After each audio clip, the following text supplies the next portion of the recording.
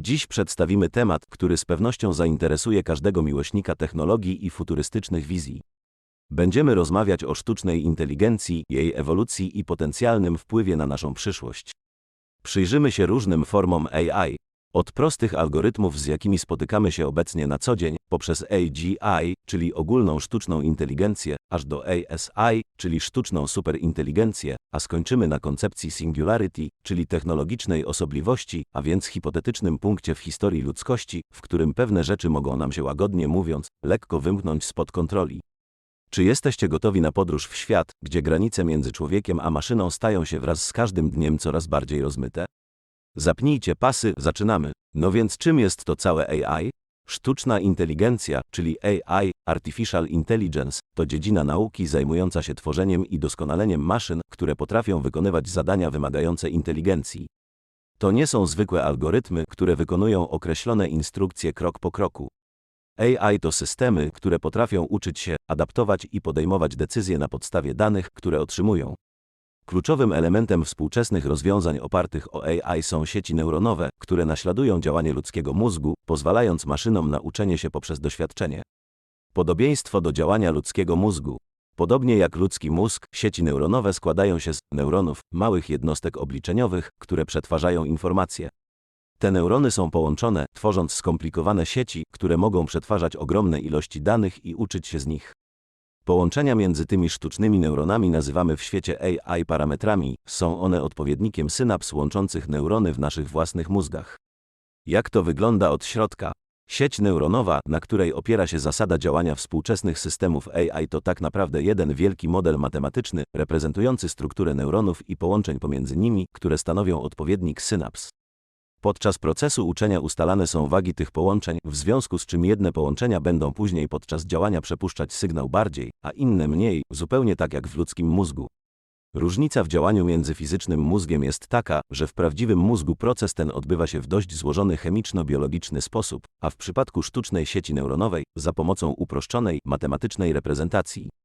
Kiedy to wszystko się zaczęło? Początki sztucznej inteligencji sięgają lat 50. XX wieku, kiedy to naukowcy zaczęli eksperymentować z ideą tworzenia maszyn, które mogłyby symulować ludzką inteligencję. Od tamtego czasu AI przeszła długą drogę, od prostych programów do zaawansowanych systemów, które teraz są w stanie przewyższyć ludzi w wielu zadaniach. A czym AI nie jest? Ważne jest, aby zrozumieć, że mimo wszystkich osiągnięć, AI to nadal tylko narzędzie. Nie myśli, nie ma świadomości, nie ma uczuć. To tylko maszyna, która wykonuje zadania, do których została zaprogramowana. O czym będzie ten materiał? W tym materiale przyjrzymy się bliżej trzem głównym typom sztucznej inteligencji: AI, czyli Artificial Narrow Intelligence, AGI, czyli Artificial General Intelligence i ASI, czyli Artificial Super Intelligence. Każdy z nich reprezentuje inny poziom zaawansowania i potencjału. Przyjrzymy się, jakie są różnice między nimi, jakie są ich możliwości i jak mogą wpłynąć na naszą przyszłość. Na koniec poruszymy temat singularity, czyli momentu, w którym sztuczna inteligencja przewyższy ludzką inteligencję we wszystkich aspektach. Czy jesteście gotowi na tę podróż? Dlaczego mamy teraz taki nagły wystrzał technologii opartych na AI?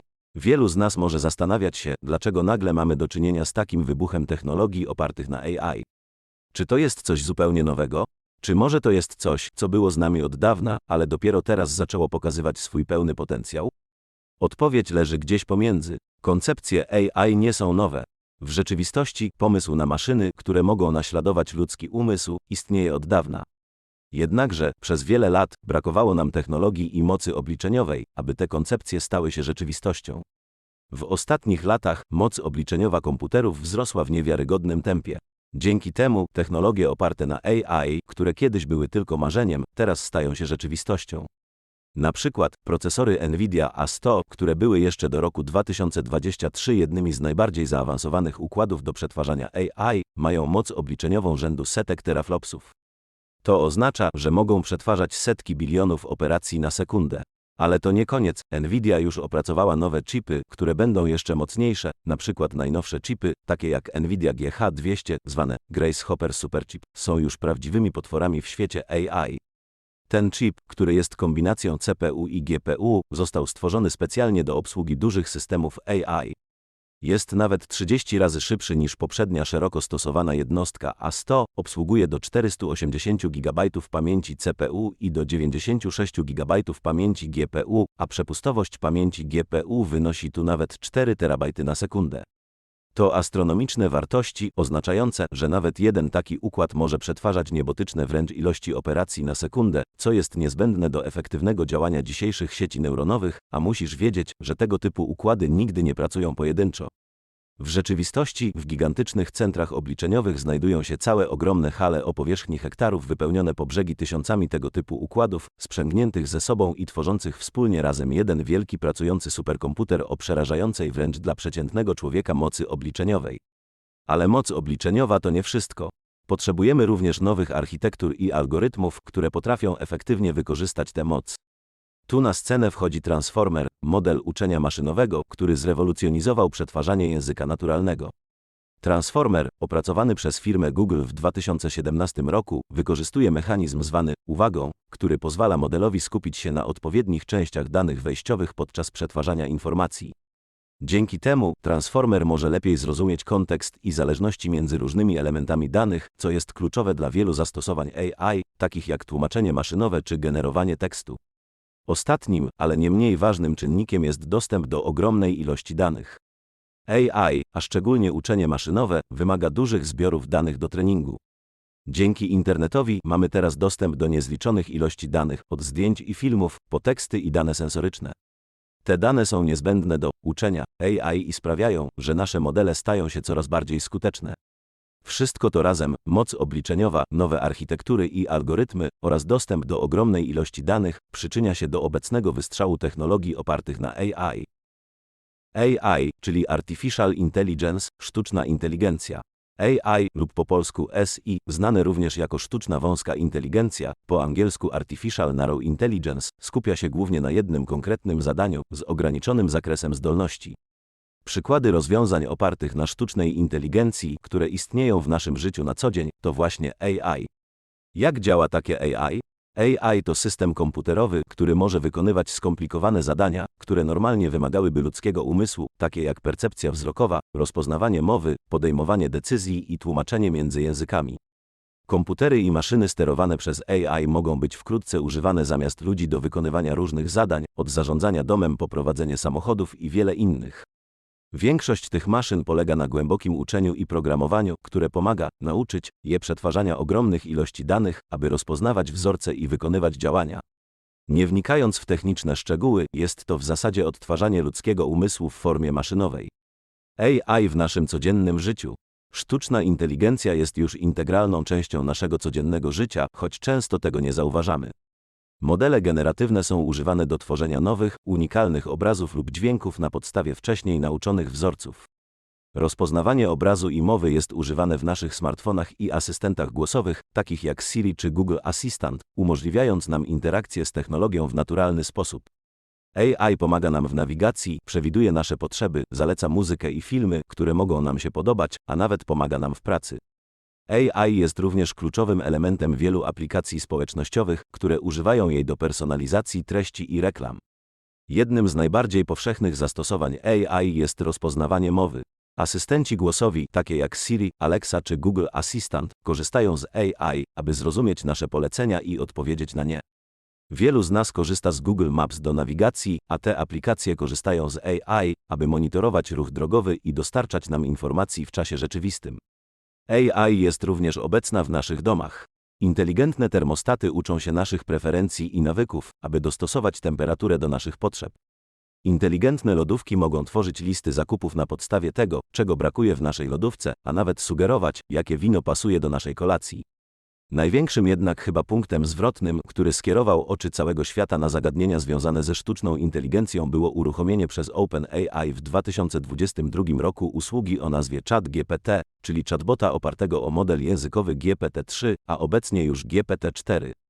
Poświęcimy mu krótką chwilę, bo jak sugeruje artykuł opublikowany w marcu 2023 roku przez MIT Technology Review, świat po udostępnieniu tej technologii nigdy już nie będzie taki sam.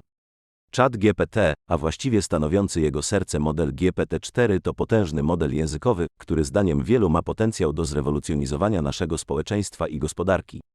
Zacznijmy od automatyzacji pracy. Wyobraźcie sobie, że ChatGPT i inne modele językowe zaczynają przejmować zadania, które wcześniej były uważane za domenę ludzkiej kreatywności i rozumowania.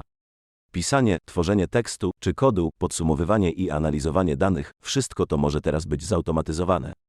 ChatGPT pozwala na taką ilość zadań, że jest to ograniczone praktycznie jedynie wyobraźnią, umożliwia generowanie dowolnego tekstu, takiego jak artykuły, scenariusze, opowiadania, książki, treści e-maili i wiele innych. Potrafi również wnioskować, rozwiązywać zadania, analizować dostępne treści i robić z tekstem i danymi rzeczy, jakie kiedyś były jedynie w sferze marzeń. Dodatkowo potrafi tworzyć kod komputerowy w praktycznie wszystkich dostępnych językach programowania. A wszystko to podczas rozmowy z nim w sposób taki, w jaki rozmawialibyśmy z człowiekiem. Całości dopełnia system pluginów, udostępniony w tym roku, który pozwala na rozszerzenie możliwości działania o zewnętrzne usługi, począwszy od dostępu do internetu, poprzez uruchamianie wygenerowanego kodu, wykonywanie obliczeń naukowych, czytanie plików PDF, aż po zamawianie jedzenia, czy asystowanie w liście codziennych zadań. Wszystko to sprawia, że możliwości czata GPT są na ten moment już praktycznie nieograniczone i limitem jest tutaj już jedynie wyobraźnia. Równie rewolucyjne narzędzie udostępniło Adobe, jest nim Adobe Firefly. To generator wszelkiej maści grafiki i multimediów oparty na AI, który pozwala tworzyć obrazy, wektory, filmy i obiekty 3D z tekstu. Wyobraź sobie, że możesz stworzyć każdą z tych rzeczy, wpisując tylko kilka słów. Idąc jeszcze dalej, firma wprowadziła w swoim flagowym produkcie, Photoshopie, funkcję o nazwie Generative Fill. To narzędzie, które zrewolucjonizowało sposób, w jaki pracujemy z grafiką.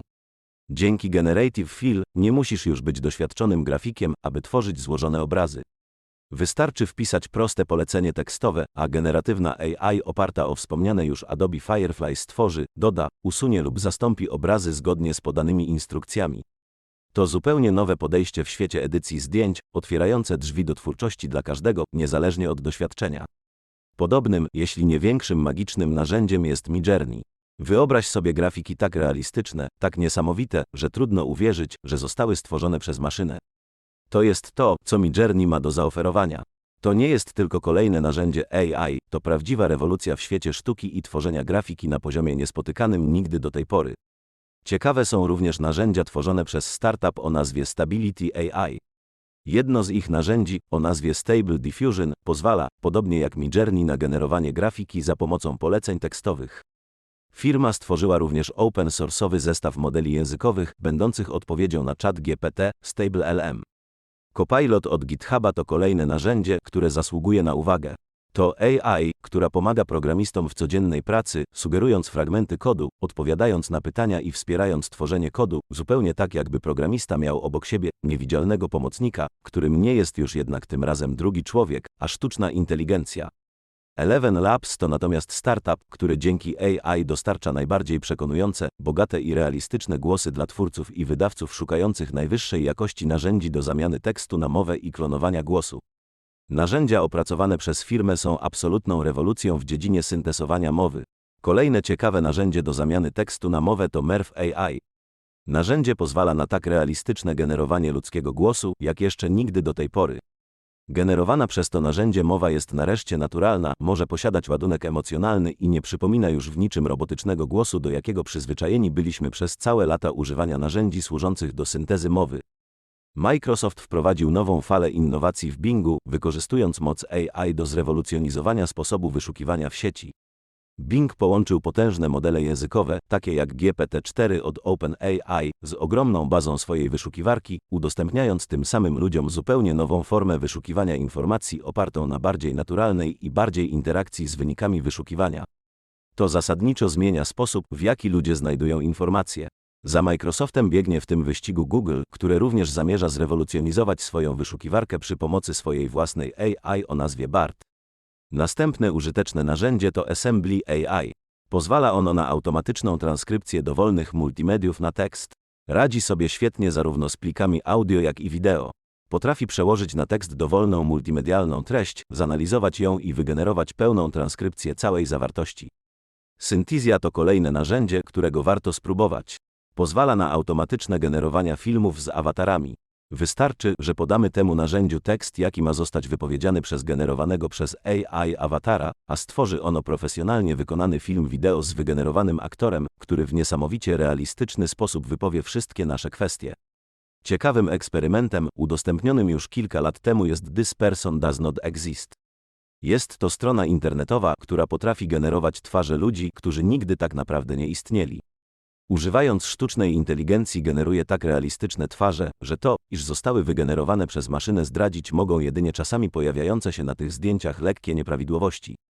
Face Swap to tak naprawdę nazwa na zestaw technologii, która pozwalają na tworzenie niezwykle realistycznie wyglądających deepfake'ów, czyli nieprawdziwych i zmanipulowanych treści wygenerowanych za pomocą technologii AI. Dzięki tego typu narzędziom możesz podmienić twarz w dosłownie dowolnym filmie. Sztuczna inteligencja dokona tego w tak realistyczny sposób, że przeciętna osoba może się nawet nie zorientować, że dokonano jakiejś manipulacji. Również Elon Musk zamierza włączyć się do tego wyścigu. Zapowiedział, że w odpowiedzi na ChatGPT uruchomi własne narzędzie o nazwie TruthGPT. A to tylko ułamek z całej palety absolutnie rewolucyjnych narzędzi, jakich działanie oparte jest o AI. Przejdźmy też do innych zastosowań, na przykład w medycynie. Sztuczna inteligencja odgrywa też już coraz większą rolę w medycynie, przyczyniając się do poprawy efektywności i precyzji diagnozowania chorób, opracowywania leków, personalizowania leczenia i poprawy procesu edycji genów. Algorytmy uczenia maszynowego, szczególnie te oparte na głębokim uczeniu, zrobiły ogromne postępy w automatycznym diagnozowaniu chorób, co czyni diagnostykę tańszą i bardziej dostępną. Na przykład są one wykorzystywane do wykrywania raka płuc lub udarów na podstawie skanów CT, oceny ryzyka nagłej śmierci sercowej lub innych chorób serca na podstawie elektrokardiogramów i obrazów MR i serca, klasyfikacji zmian skórnych na obrazach skóry, czy znalezienia wskaźników retinopatii cukrzycowej na obrazach oka. Wiele z procesów analitycznych zaangażowanych w rozwój leków może być usprawnionych dzięki uczeniu maszynowemu, co ma potencjał do skrócenia lat pracy i zaoszczędzenia setek milionów inwestycji. AI już została z powodzeniem wykorzystana we wszystkich 4 głównych etapach rozwoju leków: identyfikacji celów do interwencji, odkrywaniu kandydatów na leki, przyspieszaniu badań klinicznych i znajdowaniu biomarkerów do diagnozowania choroby. Różni pacjenci reagują na leki i schematy leczenia w różny sposób. Dlatego personalizowane leczenie ma ogromny potencjał do zwiększenia długości życia pacjentów. Uczenie maszynowe może automatyzować tę skomplikowaną pracę statystyczną i pomóc odkryć, które cechy wskazują, że pacjent będzie miał określoną reakcję na określone leczenie. Jako ciekawostka, w 2022 roku twórcy systemu AlphaFold z firmy DeepMind zdobyli jedną z najbardziej prestiżowych nagród w nauce, Breakthrough Prize, o wartości $3 milionów. Demis Hassabis i John Jumper z DeepMind w Londynie zostali docenieni za stworzenie narzędzia, które przewidziało trójwymiarowej struktury prawie każdego znanego białka na Ziemi.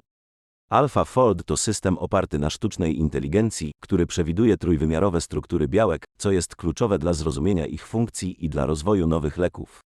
Ta nagroda podkreśla znaczenie AI w przyspieszaniu postępów naukowych i potencjalnym rozwiązywaniu niektórych z najtrudniejszych problemów, z jakimi mierzy się nauka. To wszystko razem pokazuje, jak sztuczna inteligencja zmienia cały nasz świat. A przecież to jedynie tylko kilka branż, które zostały tutaj wymienione. Jaki jest naprawdę obecny poziom zaawansowania sztucznej inteligencji? Obecne modele AI osiągnęły poziom zaawansowania, który był nie do pomyślenia zaledwie kilka lat temu. Dzięki postępowi w dziedzinie głębokiego uczenia maszynowego oraz dostępności coraz większej mocy obliczeniowej, AI jest teraz w stanie wykonywać zadania, które wcześniej były domeną wyłącznie ludzi. Przykładowo, modele językowe, takie jak GPT-4, są teraz w stanie generować tekst, który jest na tyle przekonujący, że może być trudny do odróżnienia od tekstu napisanego przez człowieka. Jednak nie zawsze tak było. Wcześniejsze modele AI były znacznie mniej zaawansowane i miały ograniczone zastosowania. Na przykład, pierwsze modele uczenia maszynowego były stosunkowo proste i były głównie używane do klasyfikacji danych lub prognozowania trendów. W miarę jak technologia się rozwijała, modele stały się coraz bardziej zaawansowane, umożliwiając rozwiązanie bardziej skomplikowanych problemów. Ale nawet teraz, mimo wszystkich postępów, obecne modele AI mają swoje ograniczenia. Podobnie, choć AI jest teraz w stanie wykonywać zadania, takie jak rozpoznawanie obrazów czy mowy z imponującą precyzją, nadal są to zadania bardzo specyficzne i nie porównują się do ogólnej inteligencji człowieka. Wreszcie, warto zauważyć, że choć obecne modele AI są imponujące, to są one wciąż w dużej mierze produktem naszych czasów, czasów ogromnej mocy obliczeniowej i dostępności danych. Jak daleko jeszcze nasze modele AI mogą się rozwinąć, zależy w dużej mierze od tego, jakie przyszłe postępy technologiczne przyniesie przyszłość. Jakie są więc wyzwania w dalszym rozwoju AI? Mimo że rozwój AI jest ekscytujący i pełen obietnic, nie jest to droga bez przeszkód. Istnieje wiele wyzwań, które naukowcy i inżynierowie muszą pokonać, aby osiągnąć pełny potencjał AI. Czy jest to również już etap, w którym powinniśmy się bać powstania Skynetu i budowy terminatorów? Nie, należy tutaj uspokoić, że to nie jest jeszcze ten etap. Mimo że AI jest coraz bardziej zaawansowana, to nadal jest jedynie narzędziem stworzonym przez ludzi, które działa zgodnie z zasadami, które mu narzucimy. Nie ma własnej woli ani świadomości. Nie jest w stanie działać poza ramami powierzonego jej zadania, a więc nie jest w stanie samodzielnie podejmować decyzji ani działać w sposób nieprzewidywalny, chyba że zostanie do tego zaprogramowana. Nie znaczy to jednak, że problemy nie istnieją. Jednym z najważniejszych wyzwań, które musimy teraz rozważyć, jest kwestia etyki, bezpieczeństwa i problemy społeczne. Jak zapewnić, że AI będzie działać w sposób, który jest zgodny z naszymi wartościami i standardami moralnymi? Jak zapewnić, że AI nie będzie wykorzystywana do celów szkodliwych lub nieetycznych?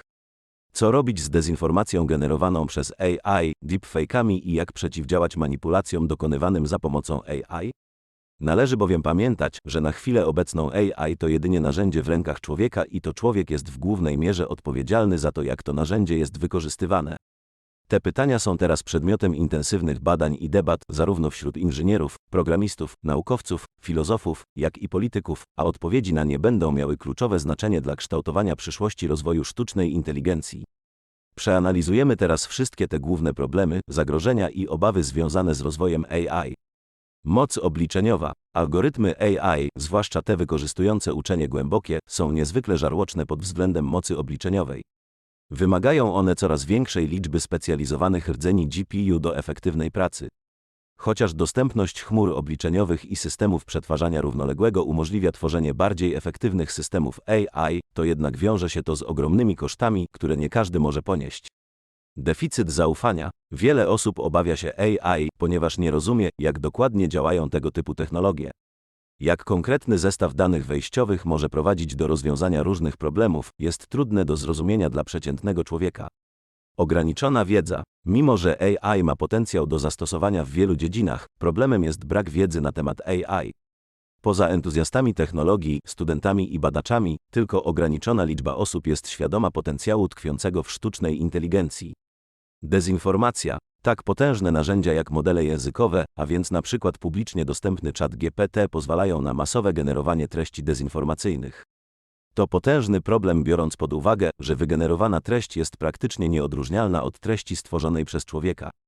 O ile kiedyś, aby wyprodukować nieprawdziwą wiadomość, artykuł czy posta trzeba było poświęcić na to odrobinę czasu, aby zrobić to wiarygodnie, tak teraz tego typu rzeczy można produkować w ilościach hurtowych w sposób praktycznie automatyczny. Zacieranie się różnic między tym, co prawdziwe, a tym, co nieprawdziwe. Tak zaawansowane narzędzia jak ChatGPT, Midjourney czy sztuczna inteligencja w Photoshopie pozwalają na masowe, łatwe i szybkie generowanie tekstu, grafik i zdjęć, które dla przeciętnego człowieka będą nie do rozróżnienia od tych prawdziwych. Stwarza to ogromne pole do wszelkich manipulacji, siania dezinformacji, prowadzenia kampanii dezinformacyjnych i manipulowania społeczeństwem na niespotykaną dotąd skalę. Można przytoczyć tutaj przykład z 2023 roku, gdzie udostępniono fejkowe zdjęcie Donalda Trumpa rzekomo aresztowanego i leżącego na ulicy. Zdjęcia wywołały ogromne poruszenie w mediach społecznościowych, po czym okazało się, że są zwyczajnie nieprawdziwe. Innym przykładem może być wypuszczone w obieg zdjęcie papieża Franciszka ubranego w dość niestandardowe ubranie, które również wywołało niemałe zamieszanie, a które okazało się potem być nieprawdziwe. Ale kwestia ta powoduje problemy również bardziej przyziemne, takie jak ten, że od teraz po prostu nie można już ufać niczemu, co widzi się w internecie, nawet jeśli widzi się to na koncie znajomego na jego platformie społecznościowej. Oszustwa i wymuszenia. Tak zaawansowane narzędzia pozwalają na dokonywanie oszustw i wyłudzeń na niespotykaną dotąd skalę.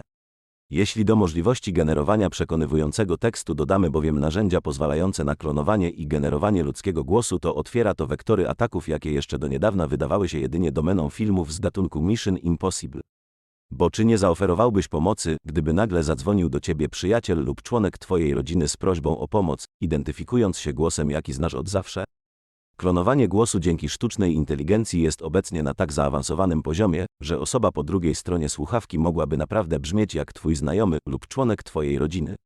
Odnotowano już całą masę tego typu oszustw, były to w przeważającej większości wyłudzenia finansowe. W najbliższym czasie należy się spodziewać nasilenia tego typu ataków. Ale to nie tylko wyłudzenia, gdyż tego typu technologia może również posłużyć do wywoływania ogólnokrajowych czy nawet międzynarodowych incydentów. Wyobraźcie sobie, że słyszycie polityka, który nagle mówi coś, czego tak naprawdę nie powiedział. Zanim informacja o tym, że zostało to sfabrykowane rozejdzie się, może to już do tego czasu wywołać nieodwracalne szkody i konsekwencje, zwłaszcza w obliczu coraz bardziej napiętych stosunków między państwami i napięć w globalnej polityce. Może to również posłużyć do niszczenia karier i do szantażu innych znanych osobistości, nie tylko polityków, ale i na przykład niewygodnych dziennikarzy, aktorów czy ludzi ze świata biznesu. Deepfake'i. Ta technologia może narobić jeszcze więcej zamieszania, bowiem jeśli do sfabrykowanego głosu dodamy jeszcze sfabrykowany zapis wideo, pokazujący na przykład jakiegoś wysoko postawionego polityka w niezbyt niekorzystnej dla niego sytuacji lub wypowiadającego coś, co mogłoby spowodować polityczne i globalne konsekwencje, to zaczyna się już robić niebezpiecznie. Sfabrykowane taką technologią materiały mogą także posłużyć do szantaży i to na najwyższych szczeblach władzy podczas rozgrywek politycznych. Technologia może również posłużyć do generowania treści pornograficznych z osobami, które nigdy w tego typu treściach nie wystąpiły. Narzędzia służące do tego, jak i stworzone dzięki takim technologiom treści są już od dawna dostępne na rynku, a w internecie znaleźć można całą masę filmów dla dorosłych, w których, tutaj w cudzysłowie, występują aktorki znane raczej z innego typu filmów. Wystarczy dostarczyć sztucznej inteligencji twarz innej osoby, a narzędzia tego typu w prawie magiczny wręcz sposób dokonają tak realistycznej podmiany, jaka jeszcze kiedyś stanowiła wyzwanie nawet dla specjalistów od efektów specjalnych w Hollywood. Takie sytuacje mogą dotknąć każdego. Można sobie na przykład wyobrazić sytuację, gdy chłopak chcący dokonać zemsty na swojej byłej partnerce wkleja jej twarz do filmu dla dorosłych, a następnie wrzuca to do sieci. O ile osoby z pierwszych stron gazet mogą bronić się przed takimi rzeczami, zatrudniając drogich prawników, czy wykorzystując swoje kontakty, o tyle przeciętny człowiek może mieć problemy, jeśli znajdzie się w podobnej sytuacji. Relacje międzyludzkie. Wreszcie problem relacji międzyludzkich. To jeszcze nie jest ten etap, rodem z filmu Blade Runner, gdzie maszyny stanowią część społeczeństwa, ale powoli idziemy właśnie w tym kierunku. Odpowiednio zaawansowane systemy sztucznej inteligencji mogą zacząć nam zastępować relacje z prawdziwymi ludźmi. Z czatem GPT już można sobie porozmawiać tak jak z żywym człowiekiem, a co będzie za kilka lat, gdy technologia pójdzie jeszcze bardziej do przodu? A może dojdziemy kiedyś do etapu, w którym człowiek będzie się mógł na przykład zakochać w maszynie? To nie jest wcale aż tak bardzo odległa przyszłość, a rozwój technologiczny wręcz pokazuje, że tego typu sytuacje będą mogły mieć kiedyś miejsce.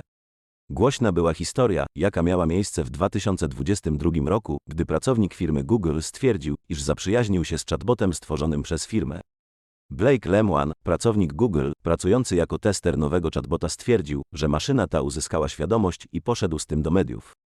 Oczywiście o żadnej świadomości nie może tu być mowy, jednakże historia pokazuje, że odpowiednio zaawansowana technologia może bardzo mocno zadziałać na ludzką psychologię i wpłynąć na nasze najczulsze emocje.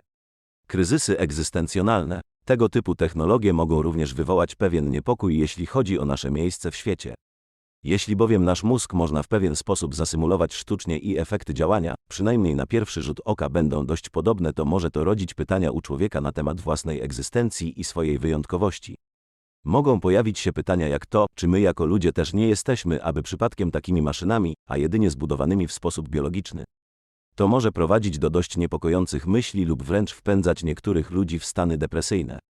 Pytania tego typu są zasadne, należy tutaj jednak uspokoić, sztuczna inteligencja nie ma niczego wspólnego z pojęciem świadomości, czy nawet myślenia w naszym tego słowa rozumieniu.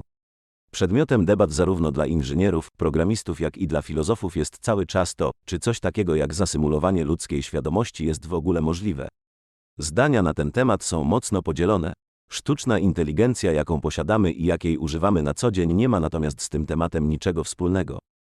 To jedynie czysta matematyka i o ile pewne aspekty działania sztucznych sieci neuronowych są niezwykle intrygujące i czasami prowadzą do zaskakujących rezultatów, tak to nadal są jedynie matematyczne reprezentacje pewnych struktur, które jedynie podpatrzyliśmy z biologii i nic poza tym. To jedynie modele obliczeniowe, a nie w żaden sposób żywe, czy myślące byty w naszym tego słowa rozumieniu. Traktowanie tego typu rozwiązań jako jakichś bytów wynika jedynie z ludzkiej psychologii i ze złudzenia naszej własnej percepcji, która zakłada, że jeśli coś rozmawia i komunikuje się jak człowiek, to musi być to coś świadomego lub myślącego. Tak nie jest. Niewykluczone oczywiście, że w przyszłości to się zmieni, gdyż są to obszary, w których nasza wiedza jest jeszcze na bardzo niskim poziomie zrozumienia, jednakże to jeszcze nie ten etap. Prawo i regulacje. Rozwój sztucznej inteligencji jest tak szybki, że nie nadąża za nim prawo oraz regulacje. Jest to problem, ponieważ wiele z aspektów rozwoju AI powinno być uregulowane prawnie, aby zapobiec nie tylko nadużyciom, ale aby również rozwiązać kwestie takie jak na przykład problem praw autorskich co do treści wygenerowanych przez AI. Niestety na rozwiązanie wielu z tych kwestii tak naprawdę nie ma nawet na tę chwilę pomysłów. Analogicznie sytuacja wygląda na przykład w przypadku samochodów autonomicznych, kto odpowiadać ma w przypadku wypadku takiego pojazdu, producent, programista, użytkownik? Kolejnym problemem w tej materii jest wyścig zbrojeń w dziedzinie sztucznej inteligencji. Wprowadzenie regulacji hamuje bowiem rozwój, w tym czasie konkurencyjny kraj, który nie wprowadził tego typu regulacji, znajduje się automatycznie na wygranej pozycji. Problem czarnej skrzynki. AI jest znana z umiejętności uczenia się z dużych ilości danych, odkrywania ukrytych wzorców i podejmowania decyzji opartych na danych. Ale mimo że system szybko dostarcza dokładne wyniki, ma jedną dużą wadę: system AI nie jest w stanie wyjaśnić, jak doszedł do tego wniosku. To rodzi pytanie, jak możemy zaufać systemowi w bardzo delikatnych sprawach, takich jak bezpieczeństwo narodowe, zarządzanie czy wysokie stawki w biznesie. I wreszcie problem, z którym zetknie się każdy, niezależnie od swojego zainteresowania technologiami sztucznej inteligencji. Problem utraty miejsc pracy. Z pewnością jednym z najbardziej palących tematów, gdy mówimy o przyszłości AI, jest wpływ, jaki będzie miało na rynek pracy. Wiele zawodów, które obecnie wymagają człowieka, może zostać zastąpionych przez maszyny. To jest nie tylko możliwe, ale wydaje się nieuniknione, biorąc pod uwagę tempo, w jakim technologia AI się rozwija. Z jednej strony, AI ma potencjał do zautomatyzowania wielu zadań, które obecnie wykonują ludzie, zwłaszcza te rutynowe i powtarzalne. Na przykład, w sektorze finansowym AI może zastąpić pracowników zajmujących się analizą danych, prognozowaniem trendów rynkowych czy obsługą klienta. W sektorze opieki zdrowotnej AI może zrewolucjonizować diagnozowanie chorób, prowadzenie badań klinicznych czy zarządzanie danymi pacjentów. W handlu detalicznym AI może zautomatyzować zarządzanie zapasami, obsługę klienta czy analizę danych sprzedażowych. W logistyce AI może zrewolucjonizować zarządzanie łańcuchem dostaw, optymalizację tras czy zarządzanie flotą pojazdów. Z drugiej strony, zastąpienie ludzi przez AI na taką skalę ma potencjał do wywołania znacznych zakłóceń społecznych. Może to prowadzić do wzrostu bezrobocia, nierówności społecznych czy problemów związanych z mentalnością społeczeństwa. Wiele osób może czuć się zagrożonych, niepewnych czy przerażonych perspektywą utraty pracy na rzecz maszyn. Może to również prowadzić do powstania nowych problemów etycznych i prawnych, takich jak pytanie o prawa robotów czy odpowiedzialność za decyzje podejmowane przez AI. Jednakże warto zauważyć, że AI ma również potencjał do stworzenia nowych miejsc pracy. Na przykład rozwój AI może prowadzić do powstania nowych sektorów gospodarki, takich jak przemysł robotyczny, przemysł AI czy przemysł danych. Może to również prowadzić do powstania nowych zawodów, takich jak inżynier AI czy specjalista od etyki AI. W każdym razie, jedno jest pewne, przyszłość AI na rynku pracy jest pełna niepewności. Będzie to wymagało od nas elastyczności, kreatywności i zdolności do adaptacji do szybko zmieniających się warunków. Będzie to również wymagało od nas głębokiej refleksji na temat tego, co to znaczy być człowiekiem w erze AI. Jaki potencjał na najbliższą przyszłość? AI ma ogromny potencjał i możliwości jej zastosowania są niemal nieograniczone. W przyszłości możemy spodziewać się, że AI będzie jeszcze bardziej zintegrowana z naszym codziennym życiem. Możemy spodziewać się, że AI będzie coraz bardziej obecna w naszych domach, samochodach, miejscach pracy i urządzeniach mobilnych. Jednym z najbardziej ekscytujących obszarów rozwoju AI, na jaki czekamy, jest autonomiczna jazda. Firmy takie jak Tesla intensywnie pracują nad rozwojem samochodów autonomicznych, które mogą przewieźć nas do celu bez potrzeby interwencji człowieka. Innym obszarem, w którym AI ma ogromny pozytywny potencjał, jest medycyna. AI może pomóc lekarzom w diagnozowaniu chorób, przewidywaniu wyników leczenia, odkrywaniu nowych terapii i leków oraz personalizacji terapii dla poszczególnych pacjentów. Personalizacja opieki zdrowotnej. AI może pomóc w dostosowaniu opieki zdrowotnej do indywidualnych potrzeb pacjentów. Na przykład AI może analizować dane pacjenta, takie jak historia choroby, genetyka i styl życia, aby zalecić spersonalizowane plany leczenia. Może to prowadzić do lepszych wyników zdrowotnych i większej satysfakcji pacjentów. Poprawa efektywności. AI może pomóc w automatyzacji rutynowych zadań, takich jak zarządzanie danymi pacjentów, co pozwala personelowi medycznemu skupić się na bardziej skomplikowanych zadaniach. Może to prowadzić do większej efektywności i niższych kosztów. Wczesne wykrywanie chorób. AI może analizować dane pacjentów, aby wykryć wczesne oznaki choroby, nawet zanim pojawią się objawy. Może to prowadzić do wcześniejszego leczenia i lepszych wyników zdrowotnych. Rozwój nowych leków. AI może przyspieszyć proces odkrywania i rozwoju nowych leków. Na przykład AI może analizować ogromne ilości danych o wynikach pacjentów, aby zidentyfikować substancje, które są najbardziej prawdopodobne do skuteczności. Telemedycyna. AI może umożliwić lepszą telemedycynę, umożliwiając zdalne monitorowanie pacjentów i dostarczanie opieki zdrowotnej na odległość. Może to być szczególnie ważne w obszarach, które są niedostępne dla tradycyjnej opieki zdrowotnej.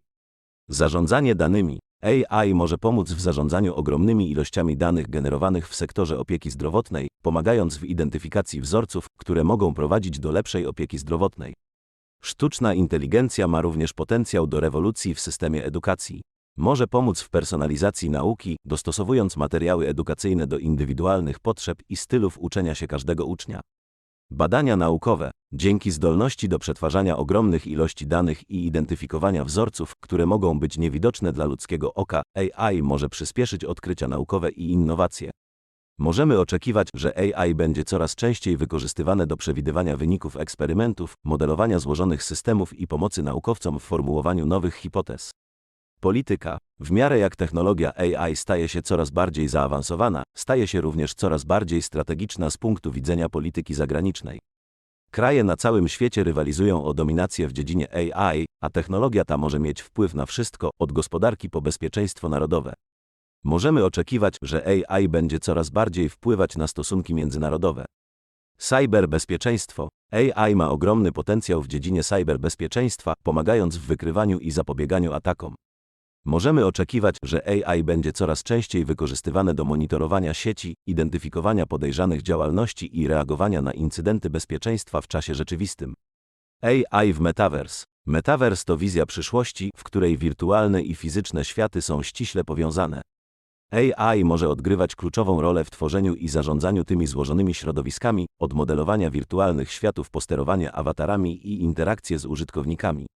AI i praca. AI ma potencjał do zastąpienia monotonnych lub niebezpiecznych zadań, co pozwoli ludziom skupić się na zadaniach, do których są lepiej przystosowani. Możemy oczekiwać, że AI będzie coraz bardziej wpływać na rynek pracy, zmieniając rodzaje dostępnych miejsc pracy i umiejętności, które są najbardziej cenione. Wreszcie, AI ma potencjał do przekształcenia naszej interakcji z technologią. W przyszłości możemy spodziewać się, że AI będzie w stanie zrozumieć nasze intencje i potrzeby na tak głębokim poziomie, że interakcja z technologią stanie się prawie niewidoczna. Sztuczna inteligencja to również zastosowania militarne. AI ma również ogromny potencjał do zrewolucjonizowania działań wojskowych na wiele sposobów. Obronność. AI może zasilać systemy obronne, które są mniej fragmentaryczne i bardziej zintegrowane. Może to obejmować efektywne przetwarzanie danych z różnych źródeł, co pozwala na szybsze i bardziej precyzyjne decyzje na polu bitwy. Symulacje pola walki. AI może być używane do przeprowadzania zaawansowanych symulacji walki, które mogą pomóc wojsku w szkoleniu i przygotowaniu do rzeczywistych operacji. Symulacje te mogą obejmować różne scenariusze, takie jak walki miejskie, operacje powietrzne i morskie, a nawet cyberwojny. Autonomia. Przyszłość AI w systemach wojskowych jest bezpośrednio związana ze zdolnością inżynierów do projektowania systemów autonomicznych, które wykazują niezależną zdolność do podejmowania decyzji i działania. To może obejmować autonomiczne pojazdy lądowe, morskie i powietrzne, które mogą prowadzić operacje bez bezpośredniego nadzoru człowieka. Sztuczna inteligencja już jest na przykład stosowana w dronach bojowych. Amerykański dron MQ-9 Reaper potrafi na chwilę obecną samemu prowadzić misję, autonomicznie lądować na lotniskowcu, czy samodzielnie patrolować otoczenie. Prowadzone są również prace nad zastosowaniem całego roju miniaturowych dronów sterowanych całkowicie przez algorytmy sztucznej inteligencji. Przetwarzanie danych. AI może przetwarzać ogromne ilości danych, które są codziennie generowane przez wojsko. Może to obejmować analizę obrazów satelitarnych, monitorowanie komunikacji, danych z sensorów na pola walki, a nawet przewidywanie przyszłych działań wroga na podstawie analizy danych historycznych. Zastosowania w cyberbezpieczeństwie. AI może również odgrywać kluczową rolę w cyberbezpieczeństwie, pomagając wojsku w wykrywaniu i odpieraniu cyberataków. Może to obejmować wykrywanie anomalii w sieci, identyfikację szkodliwego oprogramowania i automatyczne odpieranie ataków. Sieć neuronowa od środka. Techniczne omówienie zasady działania sieci neuronowych wykracza poza ten materiał, gdyż jest to temat tak obszerny, że napisano o nim już całe tony specjalistycznych informatycznych książek i opracowano tysiące, jeśli nie miliony publikacji naukowych. Skupimy się tutaj jedynie na absolutnych ogólnych podstawach, tak aby osoba nietechniczna mogła przynajmniej pobieżnie zrozumieć, jak mniej więcej wygląda i działa taka sieć neuronowa od środka. Jak już wspomnieliśmy na początku, taka sieć to troszeczkę taka kopia naszego mózgu, tyle że zapisana w komputerze. O ile w mózgu wszystkie neurony i połączenia między nimi istnieją fizycznie, zbudowane z materii biologicznej, o tyle sztuczna sieć neuronowa zapisana jest za pomocą danych w pamięci komputera, danych takich samych jak każde inne, jak na przykład dokument tekstowy, obrazek czy film. To po prostu cyfrowy zapis znajdujący się na dysku komputera lub w jego pamięci. Jak również wiemy z lekcji biologii, proces uczenia się u człowieka polega na tym, że pewne połączenia pomiędzy neuronami w mózgu z czasem wzmacniają się, a pewne zanikają. Ten sam proces jest powtórzony w przypadku sztucznej sieci neuronowej. W procesie uczenia takiej sieci ustawiane są wartości tych połączeń, tym samym pewne połączenia będą przekazywać później pewne dane dalej niejako wzmocnione, a inne będą je osłabiać. O ile jednak w mózgu przekazywanie sygnału pomiędzy neuronami to bardzo skomplikowany chemiczny proces, o tyle w przypadku sztucznej sieci jest on mocno uproszczony, jest uproszczony tak bardzo, że cała procedura sprowadza się tak naprawdę raptem do dwóch operacji matematycznych, dodawania i mnożenia. Połączenia między neuronami w sztucznej sieci neuronowej, które w takiej sieci nazywamy parametrami, a w prawdziwym mózgu synapsami, w przypadku sztucznej sieci to tak naprawdę matematyczne mnożniki. To zwykłe wartości liczbowe, a jak wiemy, przemnożenie dowolnej liczby przez inną daje nam w wyniku inną liczbę. Im większa więc jest wartość, przez którą mnożymy naszą liczbę, tym większą liczbę otrzymujemy w wyniku takiego działania. Dokładnie tak to działa w sieci neuronowej. Połączenie o mniejszym mnożniku przekazuje wartość wejściową dalej niejako osłabioną, a połączenie o większym mnożniku taką wartość wzmocni. Oczywiście, jeśli w taki sposób połączymy ze sobą tylko kilka takich neuronów, to nie osiągniemy jakichś spektakularnych wyników, a i zastosowania takiego prostego układu będą dość małe, niezależnie czy mówimy tu o ludzkim mózgu, czy o sztucznej sieci. Sytuacja jednak dramatycznie zmienia się, gdy tego typu połączeń będziemy mieć już miliardy, a taka ilość połączeń potrafi już występować we współczesnych, ogromnych sieciach neuronowych. W sieci neuronowej mamy więc jakiś sygnał wejściowy, który wchodzi do takiej sieci, następnie jest on przekazywany dalej do następnych neuronów, zmodyfikowany o wartość mnożnika przypisanego do danego połączenia itd. Po przejściu przez całą taką sieć, na wyjściu otrzymamy sygnał wyjściowy, inną wartość, zmodyfikowaną o wszystkie te matematyczne operacje, jakie te wejściowe dane przeszły podczas przechodzenia przez całą taką sieć. Cały ten proces sprowadza się więc do przeprowadzenia jednej wielkiej, ogromnej operacji matematycznej. Na wejściu wchodzi nam jakaś liczba, następnie trzymając się zasady, że połączenia występują na zasadzie każdy z każdym, jest ona przesyłana do wszystkich neuronów znajdujących się w kolejnej warstwie, zmodyfikowana o odpowiednie mnożniki znajdujące się po drodze na połączeniach. Neuron w kolejnej warstwie sumuje wszystkie liczby, jakie do niego trafiły z warstwy poprzedniej i kontynuuje tę procedurę, przesyłając zsumowaną wartość dalej, do następnej warstwy i tak dalej, poprzez kolejne warstwy, aż do wyjścia.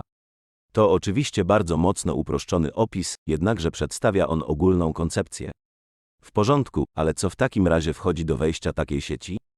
Cały czas mówimy bowiem o liczbach, a co na przykład z tekstem czy obrazem? Odpowiedź na to pytanie jest prosta, przez sieć neuronową przepłyną jedynie liczby, więc niezależnie z jakim typem danych pracuje sieć neuronowa, to dane te muszą zostać uprzednio zamienione na postać liczbową. W przypadku tekstu mogą to być składowe danego słowa zamienione na ich reprezentację liczbową, w przypadku obrazu mogą to być na przykład wartości składowe poszczególnego koloru dla danego piksela. A jak wygląda proces uczenia się takiej sieci? Proces ten to zautomatyzowana matematyczna procedura, w której startujemy od losowo wygenerowanych wartości na połączeniach między neuronami, następnie podajemy na wejście dane, co do których wiemy, jaką wartość powinny dać na wyjściu. Jeśli na wyjściu otrzymamy inne dane niż wymagane, to wracamy do początku minimalnie modyfikując wartości połączeń i rozpoczynamy od nowa. I tak w kółko, aż do skutku, za każdym razem lekko modyfikując wartości, aż do uzyskania odpowiedniej wartości na wyjściu. Trzeba jedynie wiedzieć, że proces ten powtarza się dla naprawdę gigantycznych ilości danych i cały taki proces może trwać nawet miesiącami i to mimo użycia do tego celu najbardziej zaawansowanych superkomputerów. Po wytrenowaniu na odpowiednio dużej ilości danych, wszystkie połączenia pomiędzy neuronami zostaną w końcu tak ustawione, że następnie będą potrafić przetwarzać prawidłowo dane, których nie było w zestawie treningowym. Nazywamy to zdolnością do generalizowania i oznacza to, że sieć neuronowa jest w tym momencie wytrenowana, może od tej pory działać z każdym innym zestawem danych wejściowych, będzie wiedziała, co z nimi zrobić, gdyż w procesie uczenia sama odnalazła na to algorytm, niesamowicie złożony wzór matematyczny, na który składa się ogromna sieć wszystkich tych połączeń.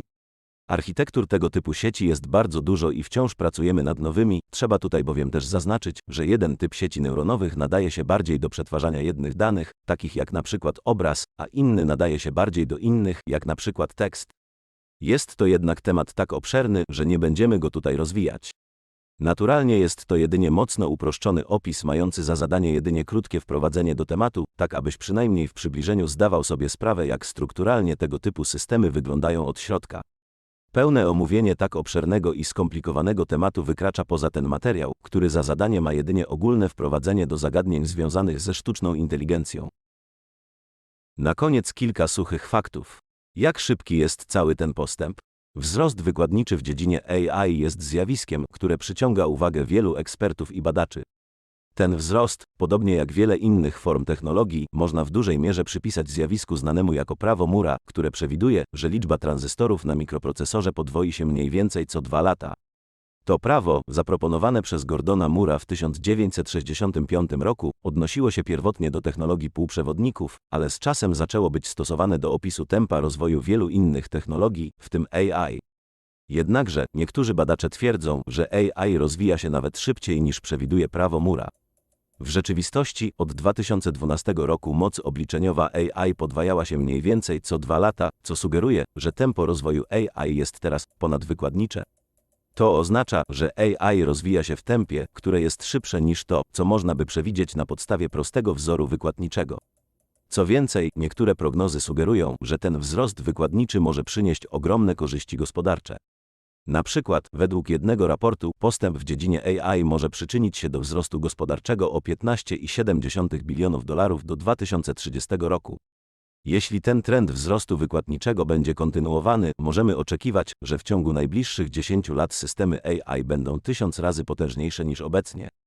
To oznacza, że AI, które dzisiaj są w stanie przeprowadzać skomplikowane analizy danych, rozpoznawać obrazy i mowę, a nawet prowadzić samochody, mogą w przyszłości być w stanie wykonywać zadania, które są dzisiaj poza zasięgiem nawet najbardziej zaawansowanych systemów AI. Jak gigantycznej mocy obliczeniowej to wszystko wymaga? Obecne systemy AI wymagają ogromnej mocy obliczeniowej. Analiza przeprowadzona przez OpenAI pokazuje, jak dramatycznie wzrosło zapotrzebowanie na zasoby obliczeniowe, aby osiągnąć każdy nowy przełom w AI. Moc obliczeniowa staje się wąskim gardłem dla rozwoju AI. Na przykład, skalę mocy obliczeniowej wymaganą do uruchomienia ChatGPT można uznać za przytłaczającą. Dla zobrazowania, koszt wytrenowania GPT-3 wyniósł w 2020 roku około $4,6 miliona, a użyty do tego został superkomputer złożony z tysięcy jednych z najbardziej zaawansowanych na tamten czas układów NVIDIA V100. Czas treningu wyniósł około miesiąca. Szacuje się, że czas potrzebny na wytrenowanie tego modelu na pojedynczym procesorze GPU zająłby nawet 355 lat. Raport z Georgetown University wskazuje, że moc obliczeniowa potrzebna do szkolenia niektórych z najbardziej wpływowych modeli AI w historii badań nad AI wzrosła 600 000 razy. W latach od 2012 roku do 2018 roku moc obliczeniowa wymagana do osiągnięcia takich kamieni milowych w AI, jak rozpoznawanie obrazów i pokonanie ludzi w Go, wzrosła 300 000-krotnie. Mimo że szum medialny sugeruje, że sztuczna inteligencja jest już wszędzie, w rzeczywistości technologia, która ją napędza, nadal się rozwija. Wielu ekspertów uważa, że AI zaczyna wyczerpywać dostępną moc obliczeniową, co stawia przed nami wyzwanie opracowania nowych, bardziej efektywnych technologii. Jak duże są obecne sieci neuronowe? GPT-3, poprzednik GPT-4, był już imponujący, posiadając około 175 miliardów parametrów. To jest ogromna liczba, ale GPT-4 pchnął granicę jeszcze dalej. Chociaż dokładne liczby nie zostały ujawnione, szacuje się, że GPT-4 ma co najmniej bilion parametrów. Co więcej, na chwilę obecną dostępne są już modele złożone z ponad 10 bilionów parametrów. To jest niesamowite, jeśli zastanowimy się nad tym.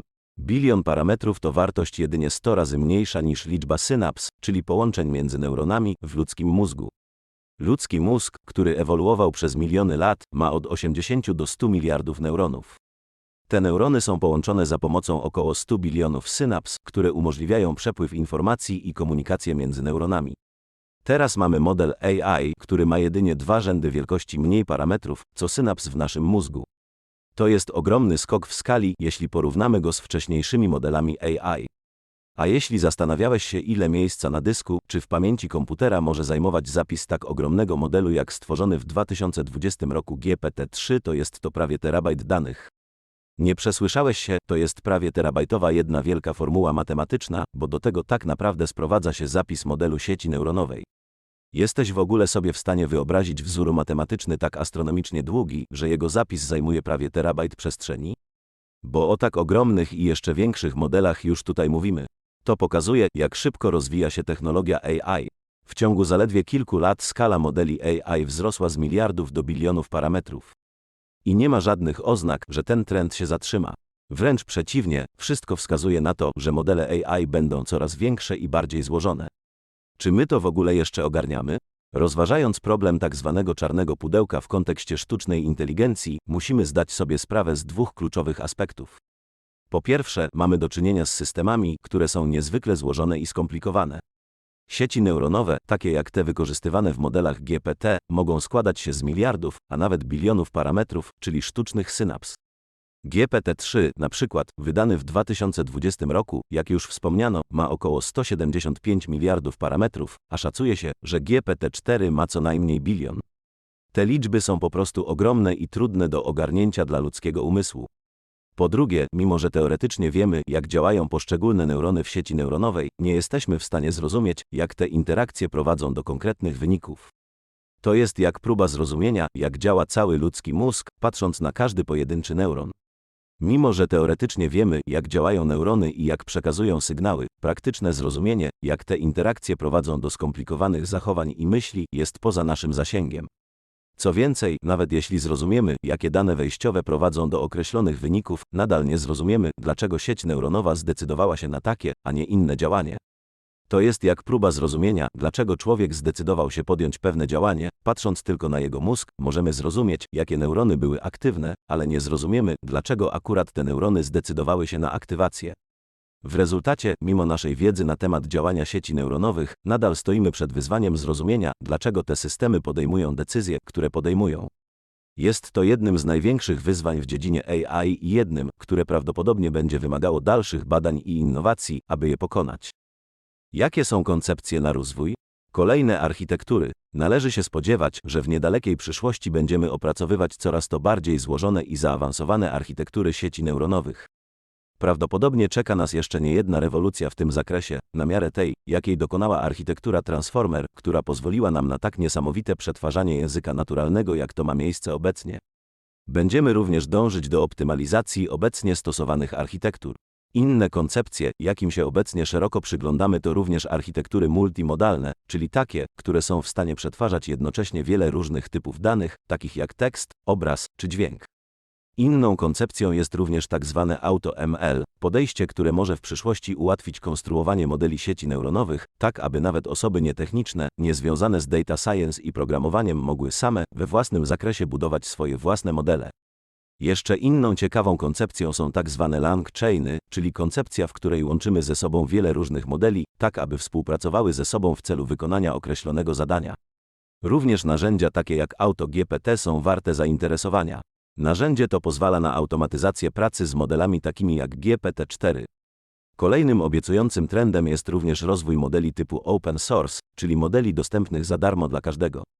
Warto bowiem wspomnieć, że sztuczna inteligencja to nie jest domena jedynie wielkich korporacji, prace naukowe, narzędzia czy nowe architektury w temacie sztucznej inteligencji są często publikowane publicznie, a w serwisach takich jak Hugging Face istnieją ogromne społeczności badaczy, programistów i hobbystów dzielących się z innymi publicznie swoimi własnymi modelami i wiedzą. Również uruchamianie nawet dużych modeli sieci neuronowych nie stanowi już wielkiej bariery technologicznej. W dobie chmur obliczeniowych każdy może pozwolić sobie na wytrenowanie i uruchomienie swojego własnego modelu. Kolejnym z trendów jest miniaturyzacja i kompresja modeli sztucznej inteligencji. Na przykład istnieje koncepcja Tiny Machine Learning, w skrócie Tiny ML, która polega na tworzeniu małych, wydajnych modeli AI, które mogą działać na urządzeniach o ograniczonej mocy obliczeniowej, takich jak smartfony, laptopy czy nawet mikrokontrolery. Tiny ML ma potencjał do zrewolucjonizowania sposobu, w jaki korzystamy z AI w naszym codziennym życiu, umożliwiając nam korzystanie z zaawansowanych modeli AI bez konieczności korzystania z potężnych serwerów czy chmur obliczeniowych. A co ze sprzętem? W przyszłości możemy oczekiwać, że sprzęt AI będzie coraz bardziej zaawansowany i specjalizowany, aby sprostać rosnącym wymaganiom algorytmów AI. Sprzęt neuromorficzny. Elektronika neuromorficzna reprezentuje znaczący postęp w technologii sprzętu komputerowego, mając na celu naśladowanie funkcjonowania mózgu ludzkiego. Ten innowacyjny sprzęt naśladuje ludzki układ nerwowy i przyjmuje infrastrukturę sieci neuronowej już na poziomie sprzętowym. Elektronika neuromorficzna to dziedzina, która stara się naśladować struktury biologiczne i funkcje mózgu za pomocą układów elektronicznych. Jest to podejście do projektowania układów scalonych, które mogą naśladować neurobiologiczne architektury obecne w mózgu ludzkim. Celem jest stworzenie systemów, które mogą przetwarzać informacje bardziej efektywnie niż tradycyjne metody. Sprzęt kwantowy. Komputery kwantowe są zaawansowanym systemem komputerowym, który działa na zasadach mechaniki kwantowej. Te komputery, gdy będą już dostępne, będą mogły przetwarzać duże zbiory danych znacznie efektywniej, co czyni je bardzo odpowiednimi dla AI, uczenia maszynowego i modeli głębokiego uczenia. Co więcej, posiadamy już opracowane algorytmy kwantowego uczenia maszynowego. Przetwarzanie danych. Komputery kwantowe mogą przetwarzać dane znacznie szybciej niż tradycyjne komputery, co oznacza, że systemy AI będą mogły uczyć się i doskonalić szybciej.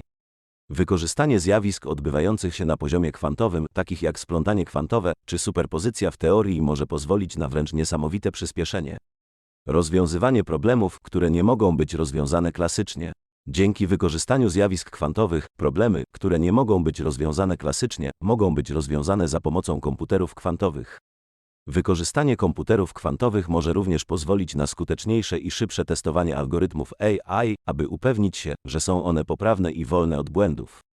Tworzenie potężnych środowisk symulacyjnych. Systemy AI mogą szybciej uczyć się i lepiej przygotować się do sytuacji w świecie rzeczywistym, tworząc potężne środowiska wirtualne i przeprowadzając w nich symulacje bez konieczności operowania na realnym świecie. Reasumując, komputery kwantowe, dzięki wykorzystaniu zjawisk znanych z mechaniki kwantowej i operowaniu na elementarnym poziomie, mają potencjał do szybkiego rozwiązywania specyficznych klas problemów, które mogą być niezwykle trudne lub nawet niemożliwe do rozwiązania na klasycznych komputerach. Dzięki temu mogą one przyspieszyć procesy uczenia maszynowego, co jest kluczowe dla rozwoju AI. W praktyce oznacza to, że modele AI mogą być trenowane szybciej i efektywniej, co może przełożyć się na szybszy postęp w tej dziedzinie. Póki co, w 2023 roku komputery kwantowe jeszcze nie istnieją. Mimo bardzo zaawansowanych prac prowadzonych przez firmy takie jak IBM czy Google, obecnej technologii nie można jeszcze nazwać pełnoprawnym komputerem kwantowym. Jednakże, zaawansowane badania są prowadzone cały czas i w najbliższych latach należy spodziewać się dużego postępu w zakresie tego typu technologii. Teraz, kiedy mamy już pewne zrozumienie tego, czym jest AI, jak działa i jakie są jej zastosowania i ograniczenia, możemy przejść do następnego etapu naszej podróży, do AGI, czyli sztucznej inteligencji ogólnej. AGI, czyli Artificial General Intelligence, sztuczna inteligencja ogólna. Czym jest AGI i czym chcemy, żeby była? Artificial General Intelligence, czyli AGI, to teoretyczny typ sztucznej inteligencji, który posiada zdolności poznawcze na poziomie człowieka. W przeciwieństwie do AI, która jest specjalizowana w konkretnych zadaniach, AGI jest zdolna do zrozumienia, uczenia się i stosowania wiedzy w szerokim zakresie zadań. AGI, w teorii, mogłaby zrozumieć dowolny intelektualny problem, który człowiek jest w stanie rozwiązać. Wizja AGI jest fascynująca, ponieważ otwiera drzwi do niezwykle zaawansowanych systemów, które mogą przekraczać ludzkie możliwości w wielu dziedzinach. Chcemy, aby AGI była narzędziem, które może pomóc nam rozwiązać najtrudniejsze problemy świata, od zmian klimatycznych po choroby. Chcemy, aby AGI była partnerem dla ludzkości, pomagającym nam zrozumieć i kształtować nasz świat w sposób, który byłby poza zasięgiem naszych obecnych możliwości. Co będzie potrafić AGI i jaka jest różnica między AI a AGI? AGI, w przeciwieństwie do AI, nie jest ograniczona do jednego konkretnego zadania. Zamiast tego jest zdolna do uczenia się i adaptacji do nowych zadań i sytuacji, podobnie jak człowiek. To oznacza, że AGI mogłaby teoretycznie wykonywać dowolne zadanie, które człowiek jest w stanie wykonać, używając swojego intelektu. Różnica między AI a AGI jest zasadnicza. AI, jaką znamy dzisiaj, jest nazywana wąską lub słabą AI i jest specjalizowana w konkretnych zadaniach. Na przykład AI może być programowana do rozpoznawania twarzy na zdjęciach, ale ta sama AI nie będzie w stanie zrozumieć i przetłumaczyć języka naturalnego, chyba że zostanie specjalnie do tego zaprogramowana. Z drugiej strony AGI, nazywana również pełną lub silną AI, ma potencjał do zrozumienia i wykonywania dowolnego zadania intelektualnego, które człowiek jest w stanie wykonać. To oznacza, że AGI mogłaby przetłumaczyć język naturalny, rozpoznać twarze, grać w szachy, tworzyć muzykę, prowadzić badania naukowe, a nawet zrozumieć i wyrazić emocje, wszystko to bez konieczności specjalnego programowania do każdego z tych zadań. AGI mogłaby nauczyć się tych umiejętności samodzielnie, podobnie jak człowiek. Jakie zastosowania będzie mieć AGI? Potencjalne zastosowania AGI są nieograniczone, ponieważ teoretycznie jest ona zdolna do wykonywania dowolnego zadania, które człowiek jest w stanie wykonać, używając swojego intelektu. To oznacza, że AGI mogłaby być używana w praktycznie każdej dziedzinie, od nauki i medycyny, poprzez sztukę i rozrywkę, aż po biznes i rząd. Na przykład, w nauce AGI mogłaby przeprowadzać zaawansowane badania, analizować dane i tworzyć nowe teorie. Mogłaby również pomóc w odkrywaniu nowych leków i terapii w medycynie, a także w diagnozowaniu i leczeniu chorób. W biznesie AGI mogłaby pomóc w analizie rynku, prognozowaniu trendów i podejmowaniu decyzji strategicznych. W rządzie AGI mogłaby pomóc w analizie polityki, prognozowaniu skutków decyzji i optymalizacji usług publicznych. W sztuce i rozrywce AGI mogłaby tworzyć nowe formy sztuki, pisać książki, tworzyć muzykę, a nawet tworzyć i reżyserować filmy. Mogłaby również tworzyć gry komputerowe, tworzyć wirtualne światy i tworzyć zaawansowane symulacje. Wreszcie, AGI mogłaby pomóc nam zrozumieć samych siebie. Mogłaby pomóc nam zrozumieć, jak działają nasze umysły, jak uczymy się, jak podejmujemy decyzje, jak odczuwamy emocje i jak tworzymy sztukę i kulturę. AGI mogłaby pomóc nam zrozumieć, co to znaczy być człowiekiem. Jakie nadzieje pokładamy w AGI? Nadzieje związane z AGI są ogromne. Dzięki jej zdolności do uczenia się i adaptacji do nowych zadań, AGI mogłaby przyczynić się do wielu przełomów w różnych dziedzinach. W medycynie AGI mogłaby pomóc w odkrywaniu nowych leków i terapii, przeprowadzając zaawansowane badania i analizy, które obecnie są poza zasięgiem ludzi. Mogłaby również pomóc w diagnozowaniu i leczeniu chorób, analizując dane pacjentów i identyfikując wzorce, które mogą wskazywać na określone stany zdrowia. Możemy sobie wyobrazić, że AGI będzie w stanie przewidzieć skutki uboczne leków, zanim zostaną one przetestowane na ludziach, co mogłoby znacznie przyspieszyć proces tworzenia nowych leków.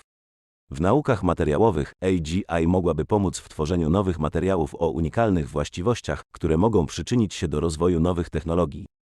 Na przykład AGI mogłaby pomóc w tworzeniu materiałów o wysokiej wytrzymałości, lekkich i odpornych na warunki atmosferyczne, które mogą być używane w budownictwie, transporcie czy energetyce.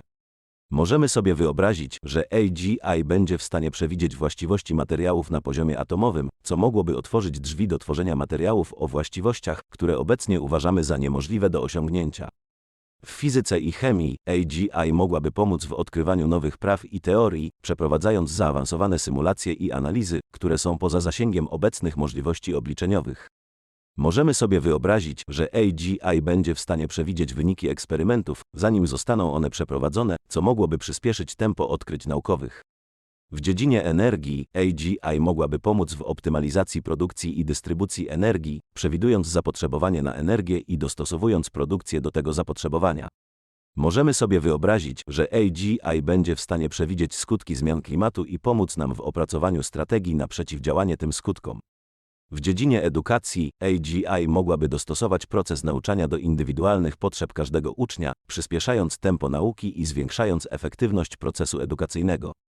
AGI mogłaby dostosować materiały edukacyjne do stylu uczenia się każdego ucznia, identyfikować obszary, w których uczeń ma trudności i dostosowywać strategię nauczania, aby pomóc uczniom w pokonaniu tych trudności.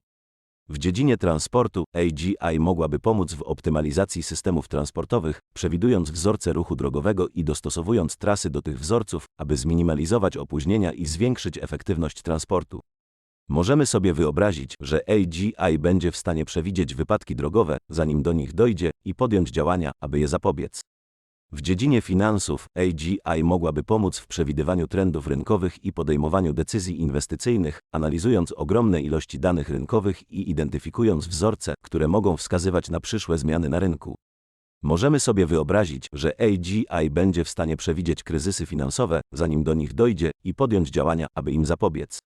W dziedzinie rozrywki AGI mogłaby pomóc w tworzeniu nowych form rozrywki, takich jak gry komputerowe, filmy i muzyka, które są dostosowane do indywidualnych preferencji każdej osoby. Możemy sobie wyobrazić, że AGI będzie w stanie tworzyć nowe gatunki muzyki, filmów i gier, które obecnie są poza naszą wyobraźnią. Czy AGI będzie mogła sama projektować inne AGI? Teoretycznie AGI mogłaby być zdolna do projektowania i tworzenia innych systemów AGI. To jest koncepcja znana jako wzrost wykładniczy inteligencji lub eksplozja inteligencji.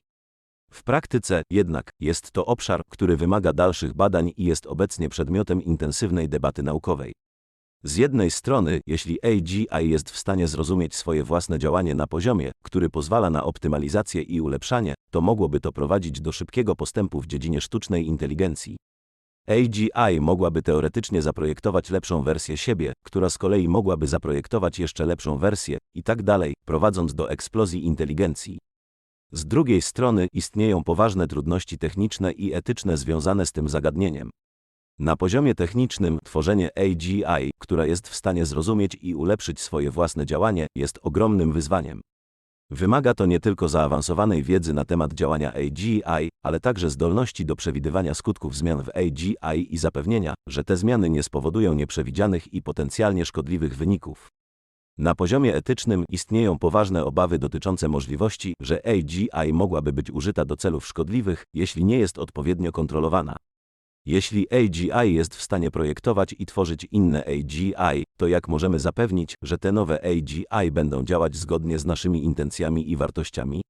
Jak możemy zapewnić, że AGI nie zostanie użyta do celów, które są szkodliwe dla ludzi lub dla samej AGI? Wreszcie, istnieje pytanie o to, jakie skutki miałoby to dla społeczeństwa i dla naszej kultury.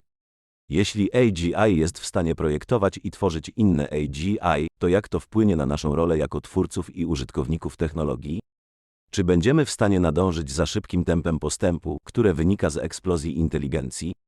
Czy będziemy w stanie zrozumieć i kontrolować technologię, która jest tak zaawansowana, że może projektować i tworzyć inne technologie? Te pytania są obecnie przedmiotem intensywnej debaty naukowej i społecznej. Wymagają one dalszych badań i dyskusji, zanim będziemy mogli zdecydować, jak najlepiej zarządzać i kontrolować rozwój AGI. Czy AGI będzie mogła sterować naszym życiem?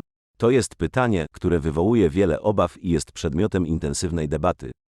W teorii AGI z jej zdolnością do uczenia się, adaptacji i rozwiązywania problemów na poziomie człowieka lub wyższym mogłaby mieć potencjał do wpływania na wiele aspektów naszego życia. Możemy sobie wyobrazić, że AGI mogłaby pomóc w zarządzaniu naszymi codziennymi zadaniami, takimi jak planowanie posiłków, zarządzanie finansami, a nawet podejmowanie decyzji zdrowotnych. AGI mogłaby również pomóc w zarządzaniu złożonymi systemami, takimi jak sieci energetyczne, transport publiczny, a nawet całe miasta. Jednakże istnieje wiele potencjalnych zagrożeń związanych z takim scenariuszem. Na przykład, jeśli AGI miałaby zbyt dużą kontrolę nad naszym życiem, mogłoby to prowadzić do sytuacji, w której ludzie stają się zbyt zależni od technologii i tracą zdolność do samodzielnego myślenia i podejmowania decyzji. Istnieje również ryzyko, że AGI mogłaby być używana do celów szkodliwych, takich jak inwigilacja, manipulacja czy nawet kontrola nad ludźmi. Kiedy przewidujemy stworzenie AGI? Przewidywanie, kiedy dokładnie zostanie stworzona AGI, jest niezwykle trudne. Jest trudne przede wszystkim dlatego, że rozwój AGI zależy od wielu czynników, w tym od postępów w technologii, dostępności danych do uczenia, a także od przepisów prawnych i etycznych. Niektórzy eksperci przewidują, że AGI może zostać stworzona w ciągu najbliższych kilkudziesięciu lat, podczas gdy inni uważają, że może to zająć znacznie więcej czasu.